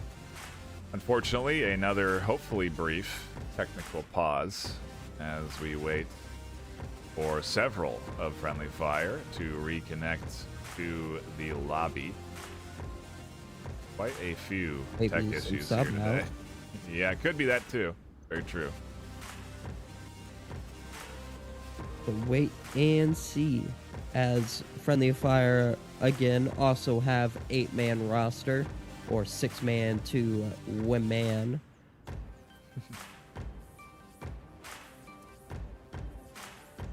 Yeah, they have the option to sort of dip into that pool of players, just like Gladiators does, but we'll have to see what that looks like. And again, hopefully it is just some quick restarts. Hopefully we don't have to do this too many more times this map, so we can keep the action going. I do see Mr. Tripp joining back in, and again, we appreciate the patience between these rounds. Normally teams only have about a minute and a half to sort of strategize inside of a tent, there is a map that shows the location of the objective, and oftentimes teams utilize that minute and a half to sort of draw on that map what their strategies are look like. Those drawings are shared between your team and your team only. And so it really is a space where you can sort of hash out a well-orchestrated plans and make sure that everybody knows where they need to be. You can even color coordinate different positions if you wanted to get so into it, but it is definitely a space that can be utilized to strategize. And again, it is normally limited to a minute and a half. I don't think they get too many more of these sort of long breaks between rounds. And I think they actually have to be using tech timeouts technically, and I think they only get 1 or 2 timeouts per map. If I am accurate on that, I don't know. It's all in the rules, which have been laid out. You can find those over at VRML.com. I think /rules. No, I think you have to go /onward/rules to see the respective leagues' rules. But yeah, they continue to have issues. Unfortunately, we'll have to just play through them. You know, we're going to have, ideally, it won't be a 4-3. It's not something you want to have to take when you are this close in a series, but, you know, the show must go on, so to speak. And so, again, we shouldn't have that be an issue any further, at least for this map. So the game should be smooth, and the pauses should be brief as we do get back into the action Going to be kind of for map number exposed. 2. So, No. Ollie will have the flank. Ollie will have This the new flank. objective is so tough to defend, and in my personal history of it, it's always been we have to let them get close. There's not many positions you can take that are powerful enough to hold a long angle. As I say that, though, Trip is going to get a little bit spicy out here in the alleyways. Like they But have most of the other team is staying close. ability prepared. An interesting flash up and over that doesn't catch much of anything, and Mr. Trip does drop back. And yeah, to your point, they aren't really extending out too far. The only sort of pushed up position is Missalot, who is tucked up onto this rock and is waiting for anybody to push in from the east. It's a very good How did spot. she get up there? I imagine just walked. Rock's not that steep. Looking. Oh, there's the ramp. Okay. I couldn't find the ramp up, but I see it now. Didn't you know the newest patch incorporated full climbing mechanics? Oh man, that would be amazing. Oh wow, 4 on the nice roof little in front of pickup me. from a peeking gladiator. 5v4 now. And Yeah, most on the of the roof in attack front is of me, coming I from go the 4. southeast direction, with Kaimal kind of playing out from the west. We'll see how that plays. With an M249, could provide a lot of suppression and audible noise onto the defense if he positions correctly.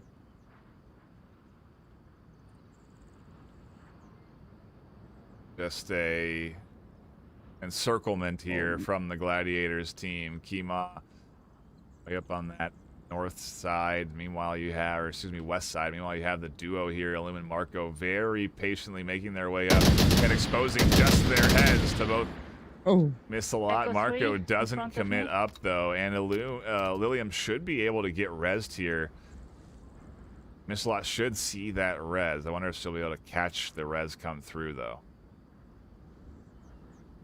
he's very dialed into it, but the quick snap away allows Ilium to stay alive. Or Lilium.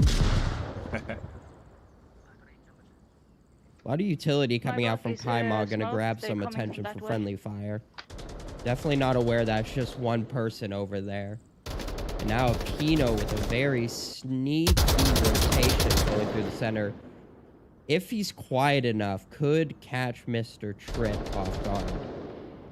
Yeah, Kima is throwing out some audio suppression, so to speak, and so that also could muffle the pushing footsteps here of Epino, but We'll have to see what the final push does look like. Mr. Tripp very tucked into that corner and very much waiting for this push up through this lane. Gonna be a close one. Mr. Tripp is snapping his head towards the corner, so he could find a Pino just in time to save himself. Could end in trade. Pino's gonna commit to the side alley, though.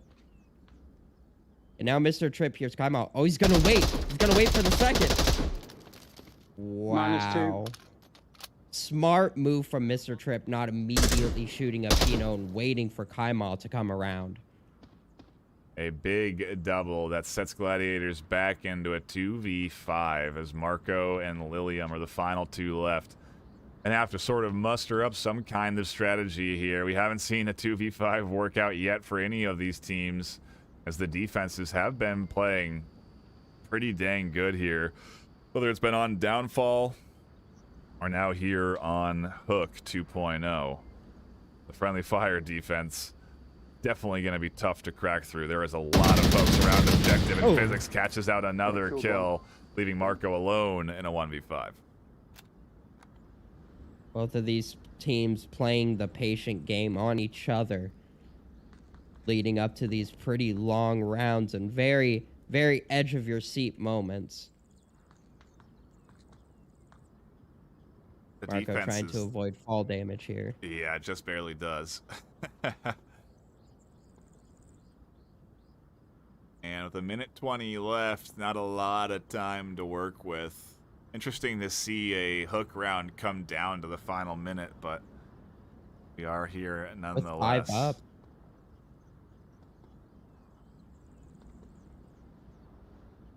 Signs of a near perfect defense. Yep. Mr. Tripp's rotation gonna prove pretty powerful here. At the very least, should net in a trade and the round into Friendly Fire's hands. There's the swing. There is the trade. Friendly Fire take round 3 and go up 2-1 on map number 2 here. It is, again, their map pick. And so if they continue along this path of trading Volk rounds, we will eventually be at a state where we're at 3-3 and Friendly Fire are on defense. Gladiators now have to defend that same objective, and I guess well, you know, while that Friendly Fire defense made it look easy, we'll have to see, because to your point, if Gladiators spread out too much, there is a real chance for chaos to ensue around this objective.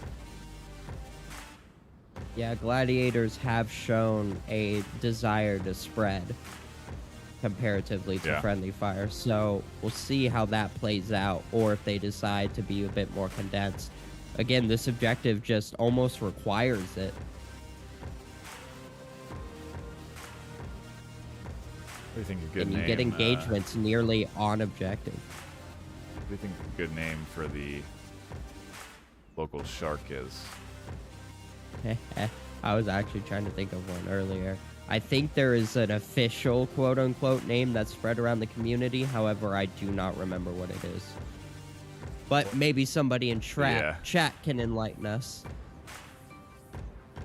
Maybe. I mean, obviously, you know, the one that comes to mind right away is Bruce. But that is a little bit too easy. A little cliche. Yeah. So fish are friends, not food. It's definitely. But all Onward players are food. I was gonna say we could name it in honor of Ocean Dolph, but naming a shark a dolphin might not work out. And she does have a dolphin. That's true. One of the most recent maps, Abandoned on the which beach you of can find Abandoned. over by the beach. Oh. Yep. Back into the action we Early go, though. spots. Enough of the shark facts for one day. Round 4 kicks off here, and like you said, shots already from Cam Street. Apino taking the same position he just died from in the previous round. Something interesting to note. I wonder if that was like, oh, this works pretty good, I'm going to use it now, or if that was already a planned decision. He certainly didn't check it. Cirillo in this planter, another ambush spot. Gladiator's pretty reliant on that right now. Yeah, and it seems to me that they're sort of stacking up for the entry into that north street. But Friendly Fire is sort of dispersing a little bit. You do have, obviously, Ollie and Missalot, who are likely to try and make their entries up through the center. But you do have 3 getting sent around to potentially work their way over to the beach side. I think that is the plan if you look at the overhead. I just zoomed into Mr. Tripp and Physics having a little meeting in one of the buildings discussing their immediate strategy here. Again, Friendly Fire on point with the communication. Want to make sure they know what their teammates are doing at all times.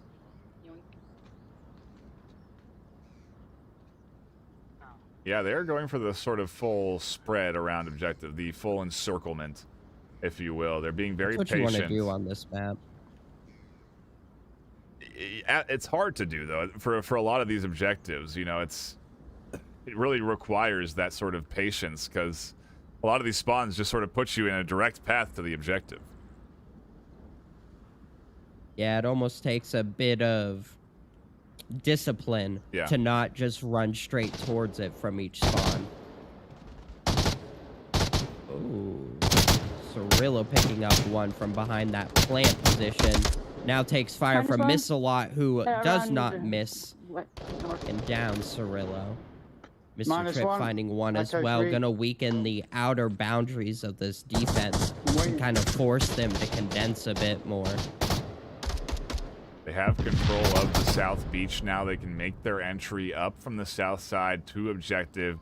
It is really up to the 3 here, as there is one resible, but I don't think Cirillo is going to get picked up. Missalot goes past Epino's position. Epino is going to be able to find the back of Missalot. Kima finding Cam Street up through the center. And in a very quick trade of events, we're up to 2 now for Friendly Fire and 3 for Gladiators. Oh, and this big rotation from Kima might cost them. One down. Okay, I got 2. Wow. The 2 pick up from the alleyway, gonna change things around here. Now trade Physics and Lilium both just down. I need my needle. But we're going into a 2v1 and a half. But you got, yeah, I got it. Kino looking for the push out, gonna actually rotate backwards. Just barely gets caught out. But not shot. Should be able to get at least 1 res here. But maybe he doesn't feel they have enough time.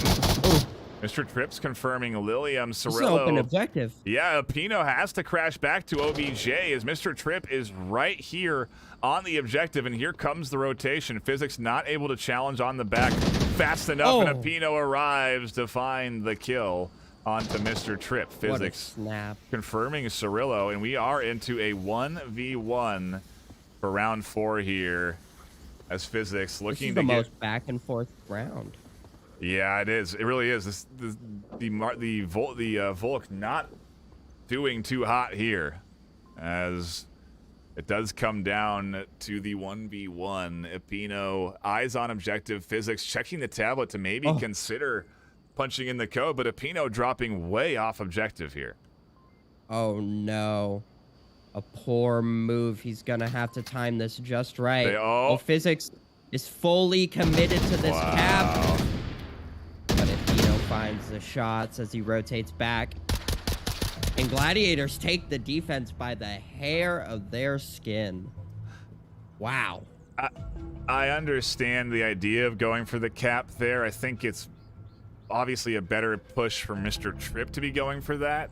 But still, you know, that could have been 3-2 for Friendly Fire. You're going into your now Volk round, which is a hard to defend objective, and a hard to cap one.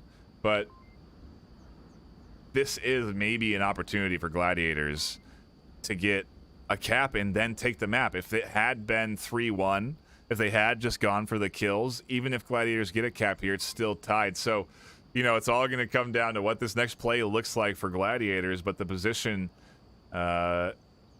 obviously much better, as Gladiators do manage to just barely hang on, and Friendly Fire, well, I guess they were looking at the map win right there, so I can't blame them for going for the cap attempt, but do get punished, and we stay even Steven 2-2.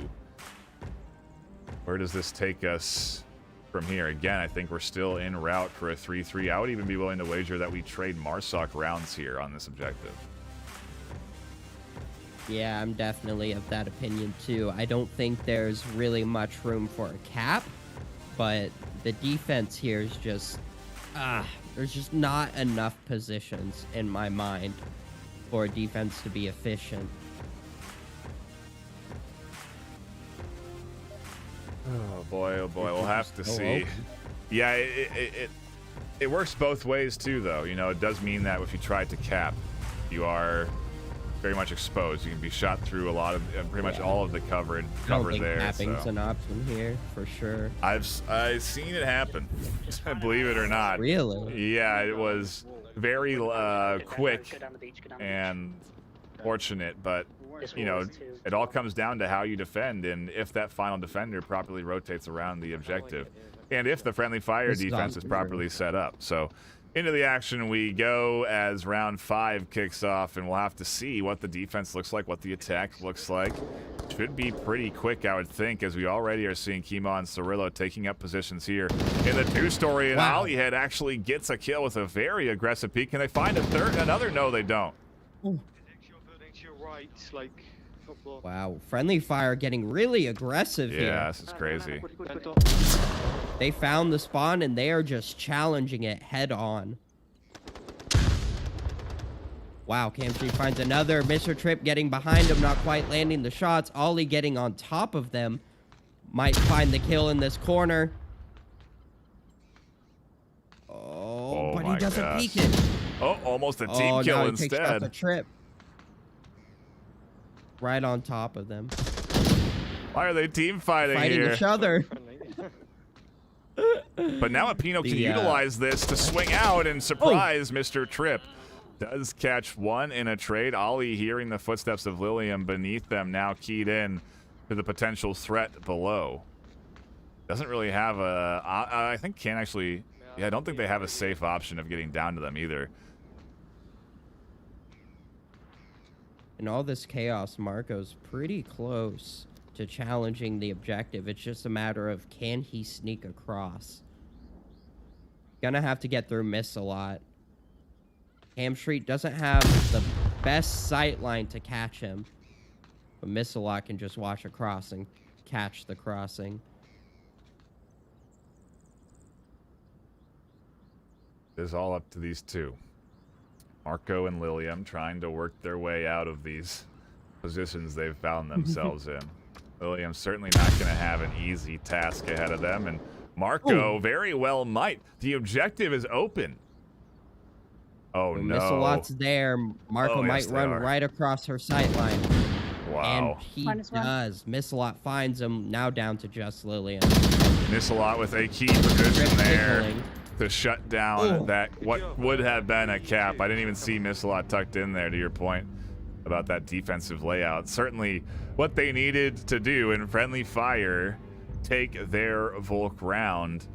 A nice job of counter aggression, something we haven't seen on defense all series, really. You know, to be that aggressive, or at least on this map too, to be that aggressive and look for those kind of kills like that. I think it threw Gladiator off on offense. I doubt they were anticipating that kind of swing, and it really just completely changed the entire rollout of the Gladiators offense there. So hats off to Friendly Fire for a solid bulk round on, again, an objective that I feel is very tough to deal with. And so we'll have to see what Gladiators do now for defense. We swap sides, stay on that same objective, and Friendly Fire get an opportunity to attack. Fortunately, go ahead. I think it was because of this objective they chose to do that. I think they were intent, looking at the objective, looking at the layout of the map, and were like, there's only 2 decent spots here. What are we going to do with everybody else? And the decision was made, let's just go. Let's just go after him. And part of the reason that worked is because, again, all of these rounds we've seen such patience and discipline. Yeah. So that's what gladiators were expecting. They were expecting patience, discipline, holding on the objective, not pushing out. So that's, I think, why it was so effective, is it just caught them way off guard to do something so out of the norm. Absolutely. We'll have to see if there is anything out of the norm on our next round, as we are about to get into it. A bit of a false start there. We should be into the action soon enough. I guess it does give us a brief moment to take a quick gander at the KD feed of the series so far. 6-4 for Rapinoe, 5-3 for Physics, the two standout shooters on each team respectively. But a interesting dispersal. It seems that Gladiators have more kills despite friendly fire with a 3-2 lead. Oh, that's because Mr. Tripp reset, so we can blame Mr. Tripp for the reset. Yep. Dang it, Mr. Tripp. Oh, throwing off the numbers. He is playing in a very off part of the world in the UAE, so that could be part of it. I didn't realize what his location was till right before this match. Well, hopefully he it is doesn't known to be the dropper. Yeah, hopefully it doesn't continue to be an issue as we get back into the action. Friendly fire certainly don't want to have one disconnect now. You don't want to be cut down to 4 when you have an opportunity to potentially take the map. And obviously push this to a map 3 decider. Here comes the wrist of Marco pushing up to where they are as a lot of bullets come through onto that wood. Ollie just waiting for a similar push out, which is what Cirillo is going for here. Oh, but as soon as Ollie turns away. Wow, the unfortunate timing there. Although I think he did spot Cirillo, just wasn't ready with the gun. Definitely has an easier angle here if they ID Cirillo on the stairs. Ollie should be able to catch that. Peek. And there's the kill to find Cirillo pushed way out with no backup. It's going to be a 5v4. We also have rotations in from the south. Missalot and Mr. Tripp making their way in across the beach. Apino could be a key defensive element here to catch out this beach rotation, as they do need to shut this down. And they ID Mr. Tripp, but not before Missalot can push all the way up to their position.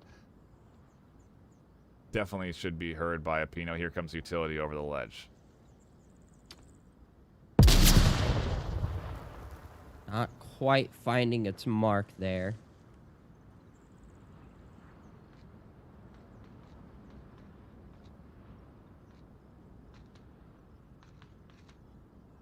You wonder what Apino's plan is here to deal with Missalot. We'll have to keep our eyes split as more shots do ring out. Oh, it's Teams fire as Physics tries to take out Olliehead up through the center, maybe expecting more aggression from the Gladiators that they've already showcased. But fortunate enough that they don't connect, and everyone will live another day. Or at least another minute. Crazy, too. Because that suppression was doing a perfect job at quieting Ollie's footsteps, and then that team shot come out, and Ollie had to call him off, and that gave away his position with giving out the call-outs. Otherwise, he would have gone unnoticed, more than likely. But now Kaimos should be dialed in or keyed in to Ollie's position above him. Oh, that's a perfect big shot, pick. Rapinoe. That is so important. Missalot now has exit and can finally get out from the south beach, and can now be this flanker from the east side, not even south, from the east technically, but can be a flanker from underneath the defense. Lilium comes flying out of a late position to at least catch the back of one, and Cam Street. Can they find Missalot now up next on the target list here? Missalot does connect in a trade, but a 3-for-1 puts it all into the Wow. hands of Ollie Head in a 1v2 with 2.5 left on the clock.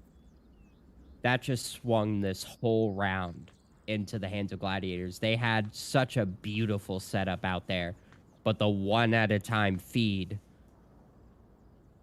man. Kimo and Ollie just dancing as they both peek and back off. Oh, Kimo almost goes down to those angles in between and actually charges forward underneath Ollie right away to be able to get It's into a blind cover. spot. Yep. Now, again, continuing to try and stay close to the building in Ollie's blind spot so he can, too, get up and challenge him. Oh, but Ollie gives up the high ground. He's now below him. Rotate around. Oh, I my wasn't ready goodness. for that. Some Assassin's Creed movement out here, bringing us into another 1v1.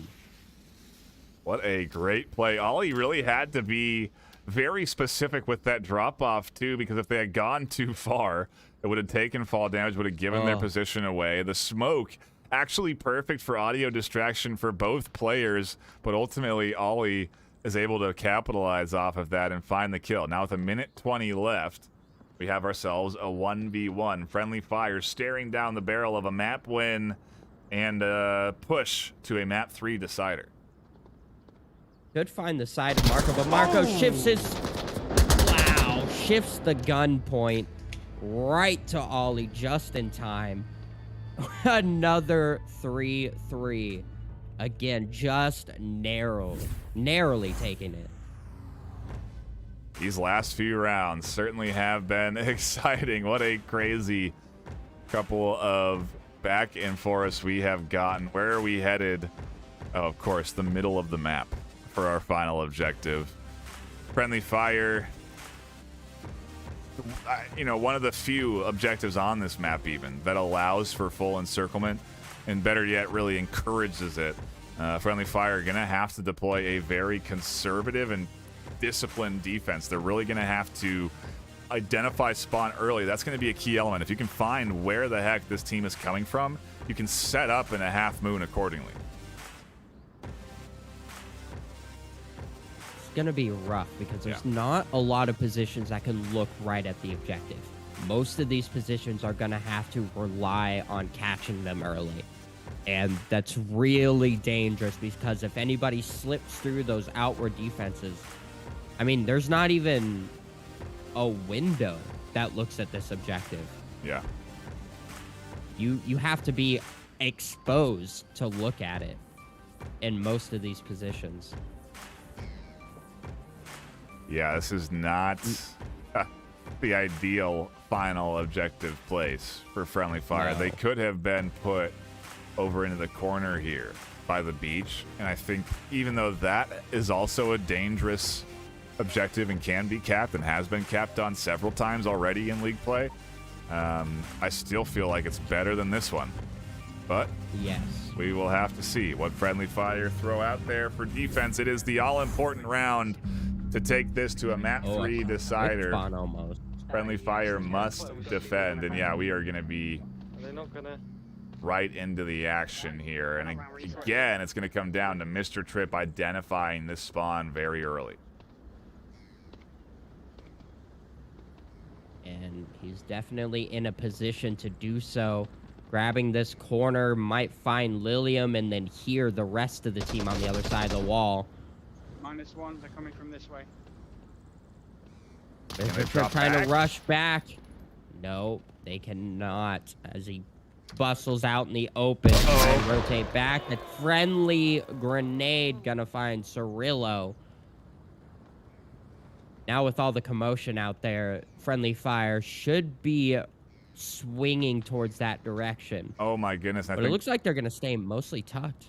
Gladiators had a disconnect, it seems. So they are down to 3, unfortunately. I was wondering where that 5th was. Went to a 3v4.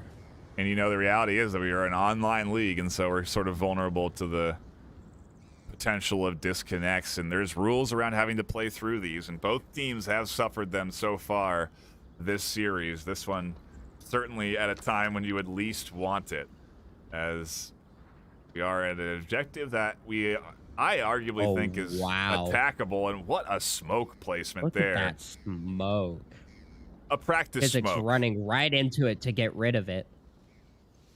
A risky move, but gonna help them a lot to keep an eye on that cross. Physics really needed that to be thrown away, because that's his key defense hold. There's the C4 getting identified.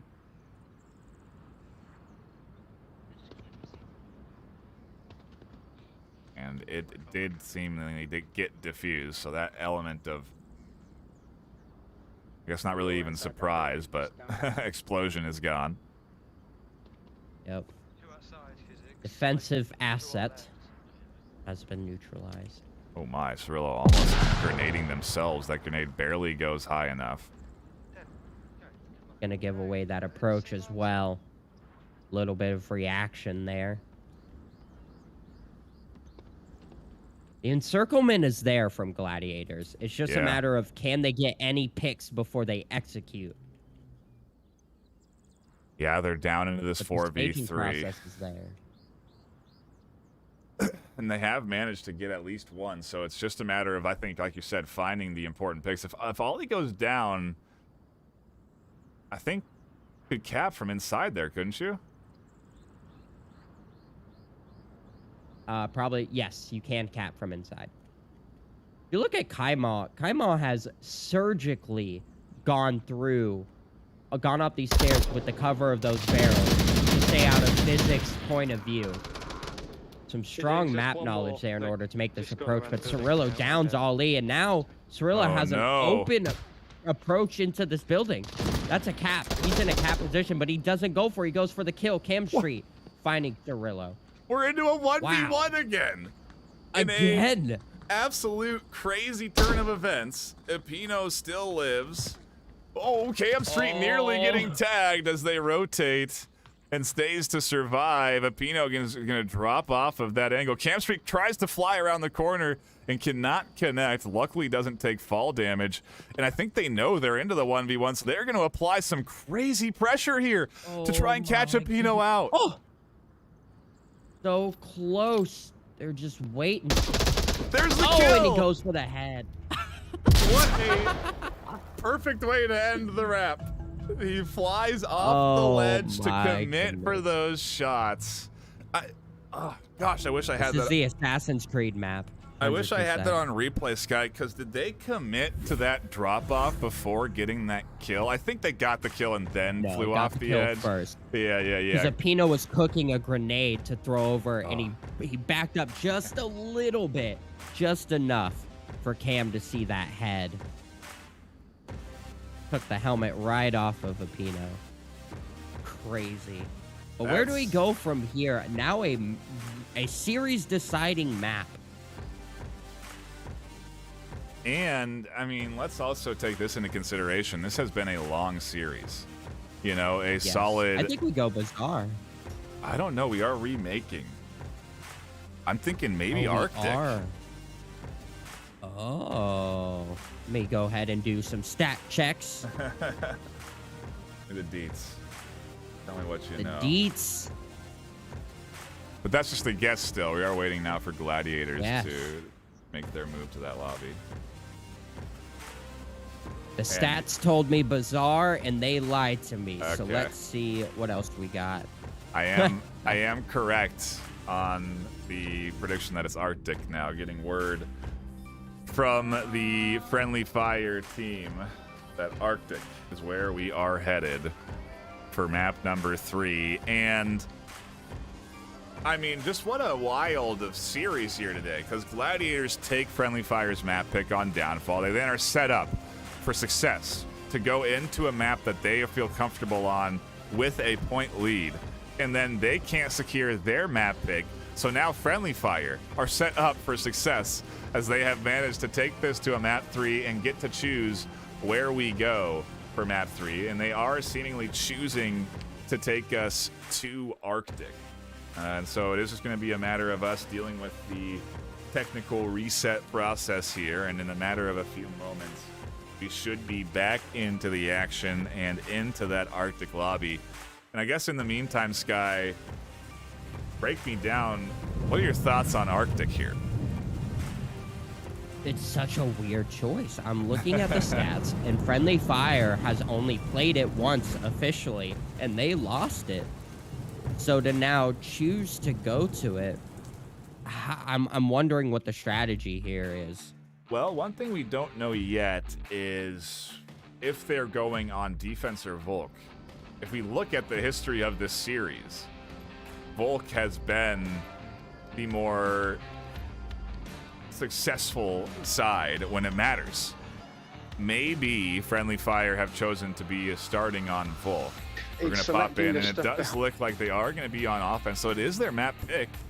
That little potential scenario, not the case.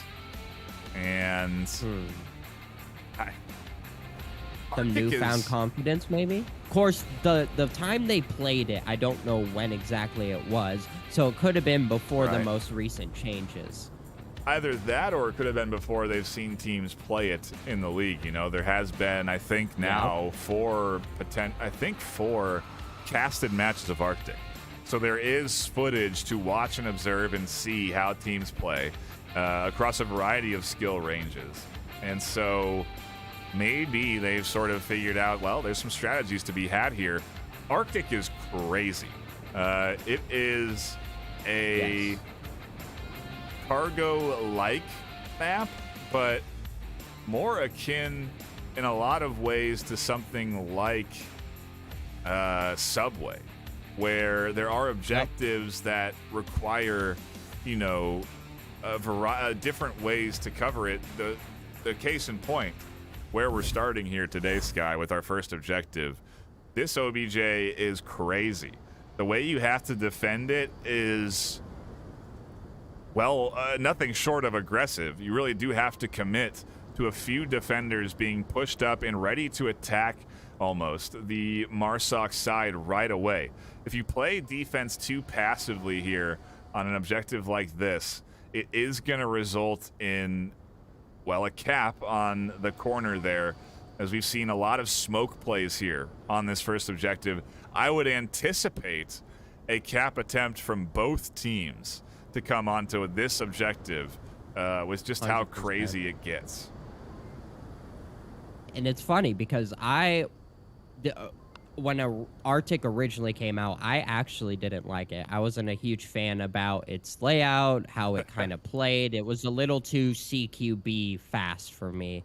Even though I do enjoy it in a competitive nature, I was like, not the biggest fan. But this is actually the map that I was talking about earlier, where I dropped the 12, and I was like, man, I'm really feeling how this map plays, especially now with some of the changes. But it requires a lot of teamwork. You have to be able to push these corners simultaneously, and that's why I think we in particular did so well when we played it. Is we had the coordination that was required. And you should expect that level of coordination here today. We've certainly seen it. I mean, if we really kind of think back at all of the strategies we've seen deployed here on defense and offense from both of these teams, it has been a very competitive and coordinated series today. And these teams are not even up in that Diamond and Master division. It goes to show you how deep the skill pool goes when you're in that sort of gold plus space.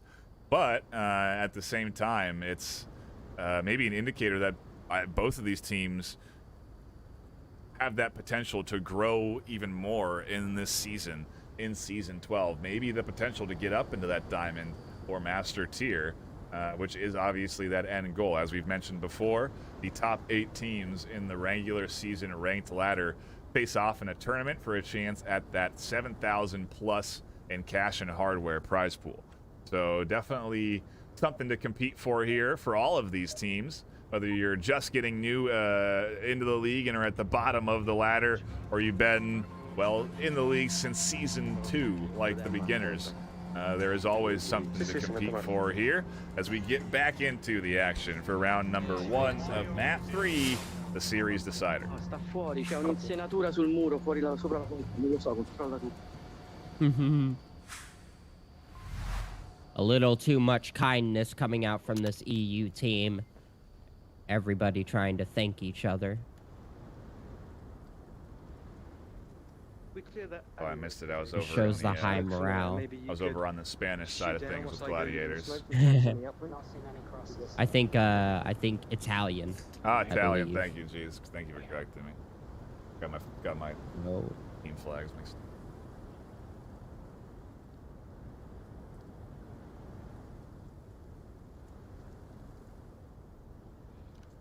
Everyone's pushed across. They're keeping it conservative. There's an interesting call out. Wow, Physics they're playing identifying. so slow. Yeah, and physics identifying this. You know, noting that gladiators did not commit to the aggressive rollout and are instead They are now. very much stacked around the objective. Cirillo does seem to push up and is looking for those shots down that street and potentially onto the likes of both Mr. Tripp and Missalot. And physics didn't catch it, so they're not going to expect anybody here. They're going to think this is clear. Well, I don't know if that's true. Oh, yes, it is. Mr. Tripp's here, and Cirillo plays patient to catch one. Swings onto Missalot for the trade, and should be available for the res as the rest of Gladiators. Oh, there's the rotation from Marco. Maybe another firefight will unfold here if Marco ends up coming around and rezzing Cirillo right as Olliehead is on the rotation as well. Oh, just barely misses the peak onto it. Ollie, like I was about to say, Ollie really needed to confirm that. And now both teams have taken losses into a 3v4 with 4 minutes on the clock. Oh, Kima's pushing out. Cam Street. Are they going to be ready for this kind of push? They are. Wow. Physics luckily distracts Kima. Cam Street's there and saves Physics' life. We're into a 3v3. At least stop pushing it down your side. I want to say that's the second instance we've seen a delayed attack or delayed defensive push out. Cirillo waiting for the second to be in a good position to take out. These are very high level decisions that you don't see in the lower tiers. Normally you'll see, oh, enemy cross the corner, I shoot enemy. But to wait it out and wait for a more preferable moment, and not something you see often. Wow, that C4 just hanging over the ledge gets identified and destroyed. So now they cannot rid anybody inside that tight corner. Marco and Petrolman are key elements to keeping this cap from happening. And Marco actually commits to very much the aggressive play style there, trying to swing in through the smokes. And these smokes are not going where they need to go. Meanwhile, Pino's around the back. Yep, on the backside. Oh, this is dangerous. They're not going to see this coming. Trade on objective. Ollie now in front of Opino. Grenade comes out right into Ollie's corner. But Opino finds the shots instead. Street finds one on objective. The flank has come through. 1v1. Well, I mean, what did you expect?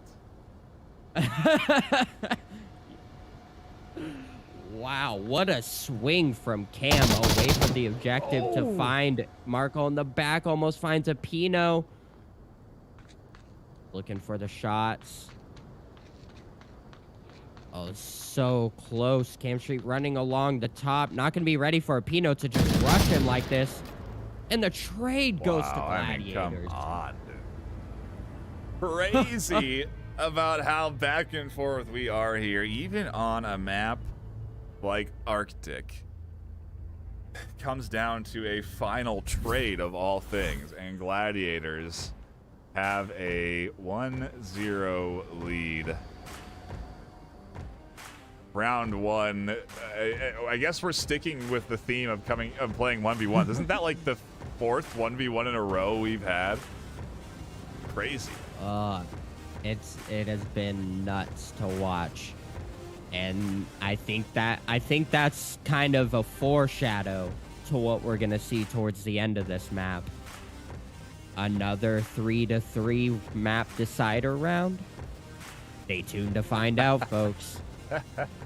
Yeah, I always like to make that analogy of, you know, when you get to this series decider, that 3-3 map 3 is like the most intense pressure situation you can get into. Think of any sports, you know, moment. I played baseball, so I always go, yeah, the buzzer beater for basketball, bottom of the ninth with 2 outs for baseball. You know, there's so many great analogies, but this is it. This is when really that pressure starts to mount, and every round gets more and more pressure filled, right? The closer you get to what it could be that round 7, as we do sort of predict what a 3-3 turnout here. Here's the real thing. What a better way for Gladiators to really disrupt this rhythm we've been in than to try and go for a cap play here and to be successful. If they could get 3-0 right now, it would be the ultimate start to this map 3 decider. We'll see if we can will it into existence as we move into round number 2 here. Prepping for a 3-2 split maybe on Gladiators. Oh, no, 4-1. See how it goes. Also curious what the friendly fire defensive setup looks like. Like they're much more aggressive. Yeah, to 2 up in here. And the Gladiators attack much more aggressive. There is no waiting around. Well, Aliad tries to get the fire out. It does get 1. And a trade on the other side. We're into a 3v3. No, a 3v2. Just like that. Right off the bat. A 1-for-2 trade over on the helipad. And then a Molotov single trade over in the center. Wow. That was all in 30 seconds. 5 people dead in 30 seconds. Really in a matter of 5 seconds, and with how quick both of those encounters were. How quack? That's how we English around here. It was quackly, and we'll have to see if it was quack enough as the friendly fire defense is set up. And I wonder if Marco's going to be prepared for Missalot being here. I think they heard the comms as Missalot was radioing in downs and information to the team, and so I believe Marco should be prepared. It's just now a matter of Gladiators pushing in here and being successful. Oh. There's the kill. Missalot actually does miss there, or doesn't, as Marco has to heal. We're into the 2v2. So dangerous having her out by herself over there, and pretty easy pickup to even things into a 2v2. And now I predict Cam Street trading with the next person to try and challenge this hallway, and we're going to be into another 1v1. That's what I'm seeing right now. Either that or Cam's going to find both of them here in this tight alleyway. Seems to be the intended route, as both Kima and Marco are connecting back up here. They're going to both have to push out through the center. And from there, it's a matter of getting up onto this objective space. Mr. Tripp's rotating around to properly cover, and so it's not going to be easy. Cam Street does peek out and does catch Marco trying to commit up to that objective. We're into a 2v1. Kima is on a rotation, though. This is the rotation to make. This is the area you want to approach from. It's just going to be a matter of how do they clear out this container in front of them, and then do they commit to the warehouse that Mr. Tripp is now in. Oh, there's the kill. We're back to a 1v1. 1v1. Mr. Tripp's going to fly past and Gladiators for the first time in this series take a 2-point lead. We have not had a 2-point lead secured yet for any team, but they do manage to put up another point there and go up 2-0. That rotation perfect, and it's just so unfortunate because the defense was initially set up for that. If I think whoever rotated in, you know, they had one defender on that edge and another in the center, and then once the smokes came in, rotations came through and they dropped coverage there, and it just ends in, well, the final defender having to push up to the objective and ensure that it's not getting capped on, right? Again, the 3-0 would have been even worse. And so Friendly Fire has to ensure that doesn't happen. Now they find themselves, though, with their backs against the wall, and it is not where they want to be on map 3. This next objective, I would say, much easier to defend than that last one. Yeah, it's just a matter of keeping them out of this building. And even once they get into the building, there's just so many ambushy spots you can hold.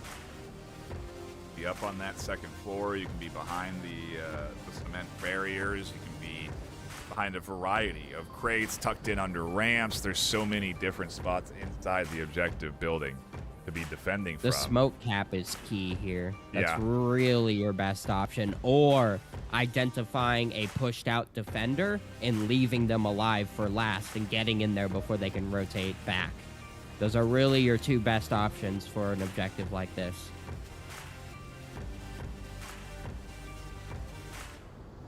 And it's interesting here because Gladiators are having a tech issue. It is giving time for Friendly Fire to really think about this. And it's almost an icing on the Gladiators team by the Gladiators team. The momentum very much in their favor right now, and you almost want to ride with that. You don't want to allow your team to cool down and for the shots to maybe not connect as smoothly as they have been. You want to ride that momentum, and well, Gladiators are preventing that from being a element here, and they're giving Friendly Fire more time to assess. Again, think about what they want to do on this approach, how they want to attack this objective. And, well, that's pretty much exactly what Friendly Fire need. It's almost, it kind of makes me think that now would be a good time to call a tactical timeout for Friendly Fire to, again, really enforce that we are in sort of a pause here. And am not getting any info here.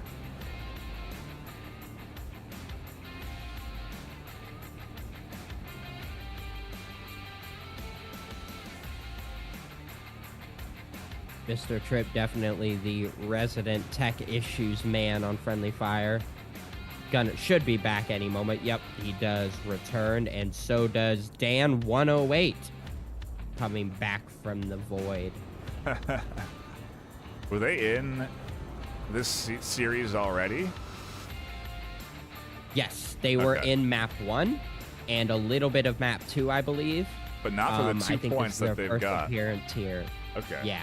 A weird choice to make. Again, maybe a Very interesting. technical one, but yeah, to bring in a sub here when you're up 2-0 and playing well, maybe that fifth just not contributing. You do see 2 kills apiece for everybody on the map or on Gladiators so far, and so I'd think that there would also be 2 kills for the fifth, but you know, I don't know what's going on behind the scenes unless the teams tell me directly, and so still a pretty long pause. Now that we are ready, I would think that again Gladiators would want to get right back into the action. They wouldn't want this sort of long timeout to be going on here. It's just perfect for Friendly Fire. It's giving them everything they need to regroup in a moment that is very important for them to regroup here. A Marsoc round is not going to be easy here, and they cannot afford to go 3-0 because otherwise they're in for a long comeback train. They got to start getting the coal out and shoveling it into the engine to get that thing chugging because, well, I guess everybody is cold now after what has been a bit of a timeout. Rounds.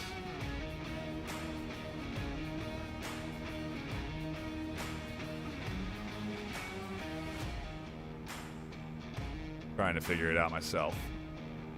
While we have the downtime, a moment to shout out everybody that is hanging out here today. We really do appreciate you sticking around for what has been now over almost 2.5 hours of gameplay. A certainly long series, but the rounds have gone long. It has obviously, we played the most rounds possible in those first 2 maps, and so it is what you get, especially with Downfall being in there, and we even played some hook rounds down to the last minute. So finally ready to go for round number 3. We are in this series decider on the edge of our seats for quite a long time, but, well, it's worth it. As round 3 does finally kick off, we get to see what these teams are going to put together.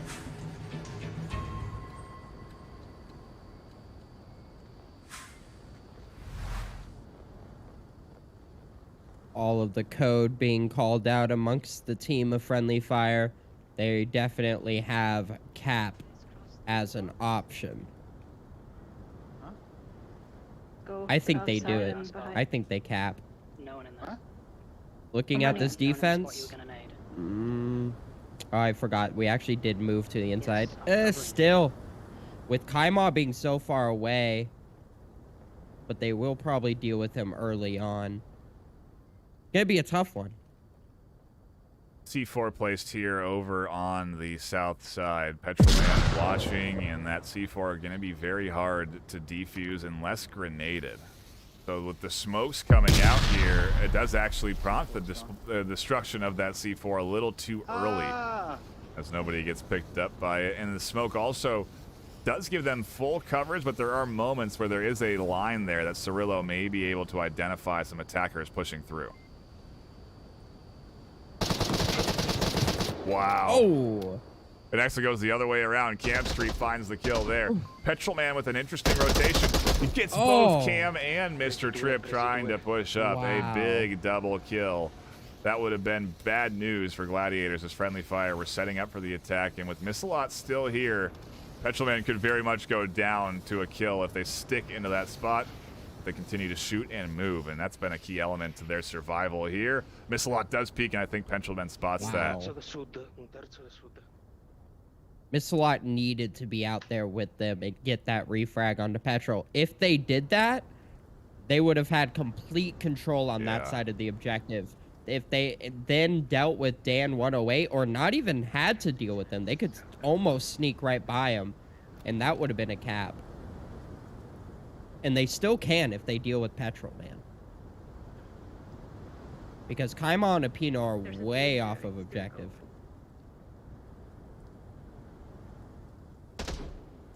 And it looks like Ollie and Physics are going to go right past Kaima altogether.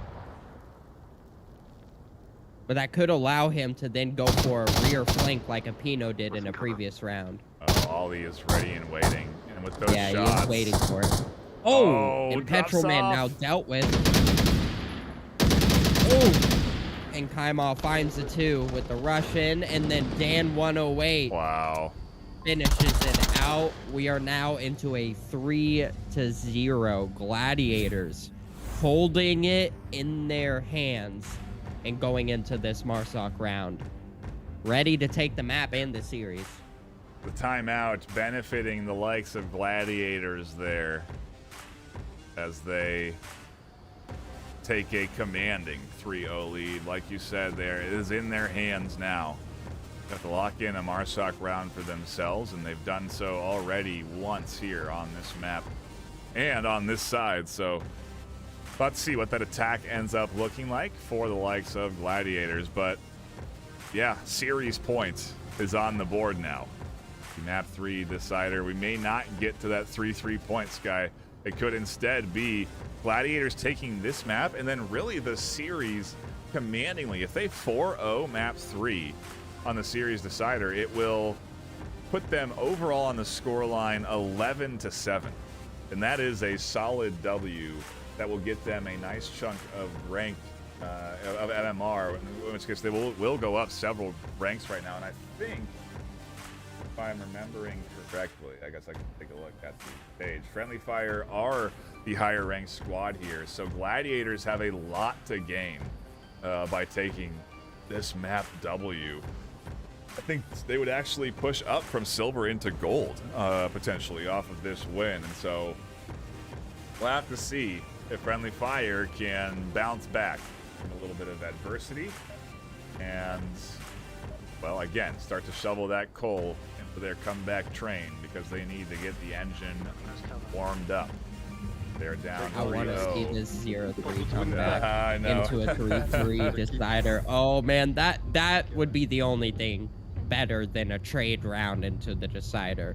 A comeback into the decider would be phenomenal. Let's see it. Let's see it, Friendly Fire. I believe.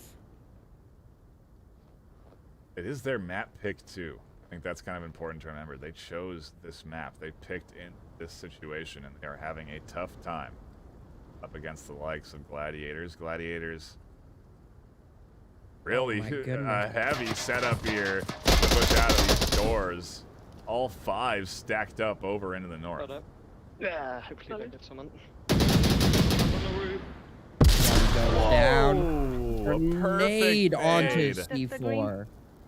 A absolutely perfectly tossed nade there. Right air bursting in the middle of both of them. It gets both down on the corner. Cam has to get onto the rotation, and they're lucky that the smoke is there. More nades raining in. Mr. Tripp getting caught out. And Miss Lot breakdance their way over to Cam Street for the res. They will get scooped up. We're into a 4-4-4-3 make it as Mr. Tripp gets a little bit of aggressive as he does catch one. Kaimod's looking for the refrag. Will they find it? Not without a trade. Puts us into a 3-2. Friendly Fire have the upper hand now. They just need to hold on to it. Miss Lot trying to dial in onto the doors that Dano 108 is trying to get out of.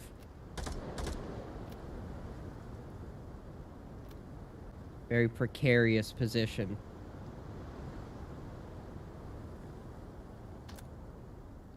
Dan looking for some utility to help him out. He's going to toss a flashbang and then rotate away from it. A little bit of a bait. Hopefully there's good communication between Gladiators here. Petrolman was concerned about their flank and is continuing to dial in here where Dan 08 is. Oh, and there we have Petrolman. Definitely thought that was an enemy until they spotted the back of Dan. So, wow, that could have been bad. That could have been a 1v3 instead. We are still here with the duo alive, and it's going to be a matter of them pushing out through a lane that is somewhat covered. Physics is watching ultimately the exit out of that lane.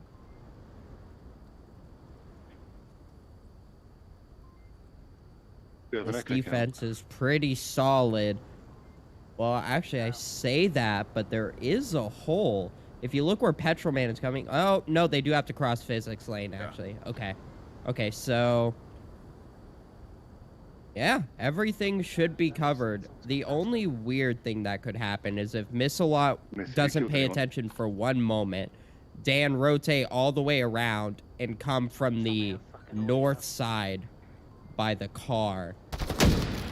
Wow. Could find one, but Petroman shuts down Physics. Key pickup to allow this approach. Missalot needs to be crashing. Cam Street does check the lane and catches one. Delta Green, hurry up now, run. But now, yeah, Missalot has to crash back to objective and ensure it's not being capped. Is able to get Cam Street up in time, but Cam swings to find the double. Petrolman swings to find the double. Gladiators take the win and go up 4-0 on map 3. A complete and utter reversal of expectations. Every single map. Friendly Fire choosing Downfall and losing their map pick 4-3. Gladiators choosing Hook and losing their map pick 4-3. And now Friendly Fire choosing Arctic and not even able to get a point on the board. 4-0 coming in here from Gladiators. A commanding map 3 decider to lock them in the overall Series W and that final scoreline of 11-7. What a series today, Sky. I can just hear the cries because something I forgot to bring up earlier, the connoisseur votes. 34 for Friendly Fire and a whopping 4 for Gladiators. Oh man. I know there were a lot of folks interested in catching this matchup this afternoon, and I see why. It certainly turned out to be a great one. And hats off to both of these teams for their first cast in Season 12 for putting on such a great show. Really fun to tune in here today.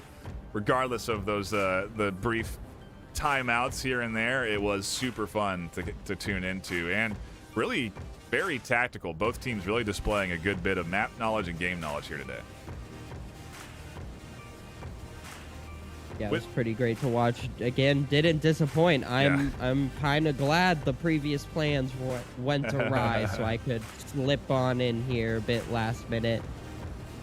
Always thankful to be here on these venues casts. A stellar series to tune into here today. Whether you were dropping by on Twitch, Facebook, YouTube, or Horizon Venues, we really do appreciate everybody that stopped in to catch the action. A shout out to all of you for hanging out. A shout out to all of our sponsors for helping promote the league and providing us with prizing for that prize pool. You've seen them pick across your screen. We've shouted them out several times already today, but they are ProTube VR, VR Cover, VR Wear, HyperX, VRML, Arma, Asterion, and Border Foods. You can catch all of those sponsors over on the website at vrml.com/sponsors. And with that, we will be signing off. Thank you so much for catching the action here tonight. We will not have games next weekend, but we will be returning at Saturday, 6 p.m. PST, Sunday at 12 p.m. PST, right after the holidays. So be sure to come back here for more Horizon Venues and VRML action. But until next time, stay classy.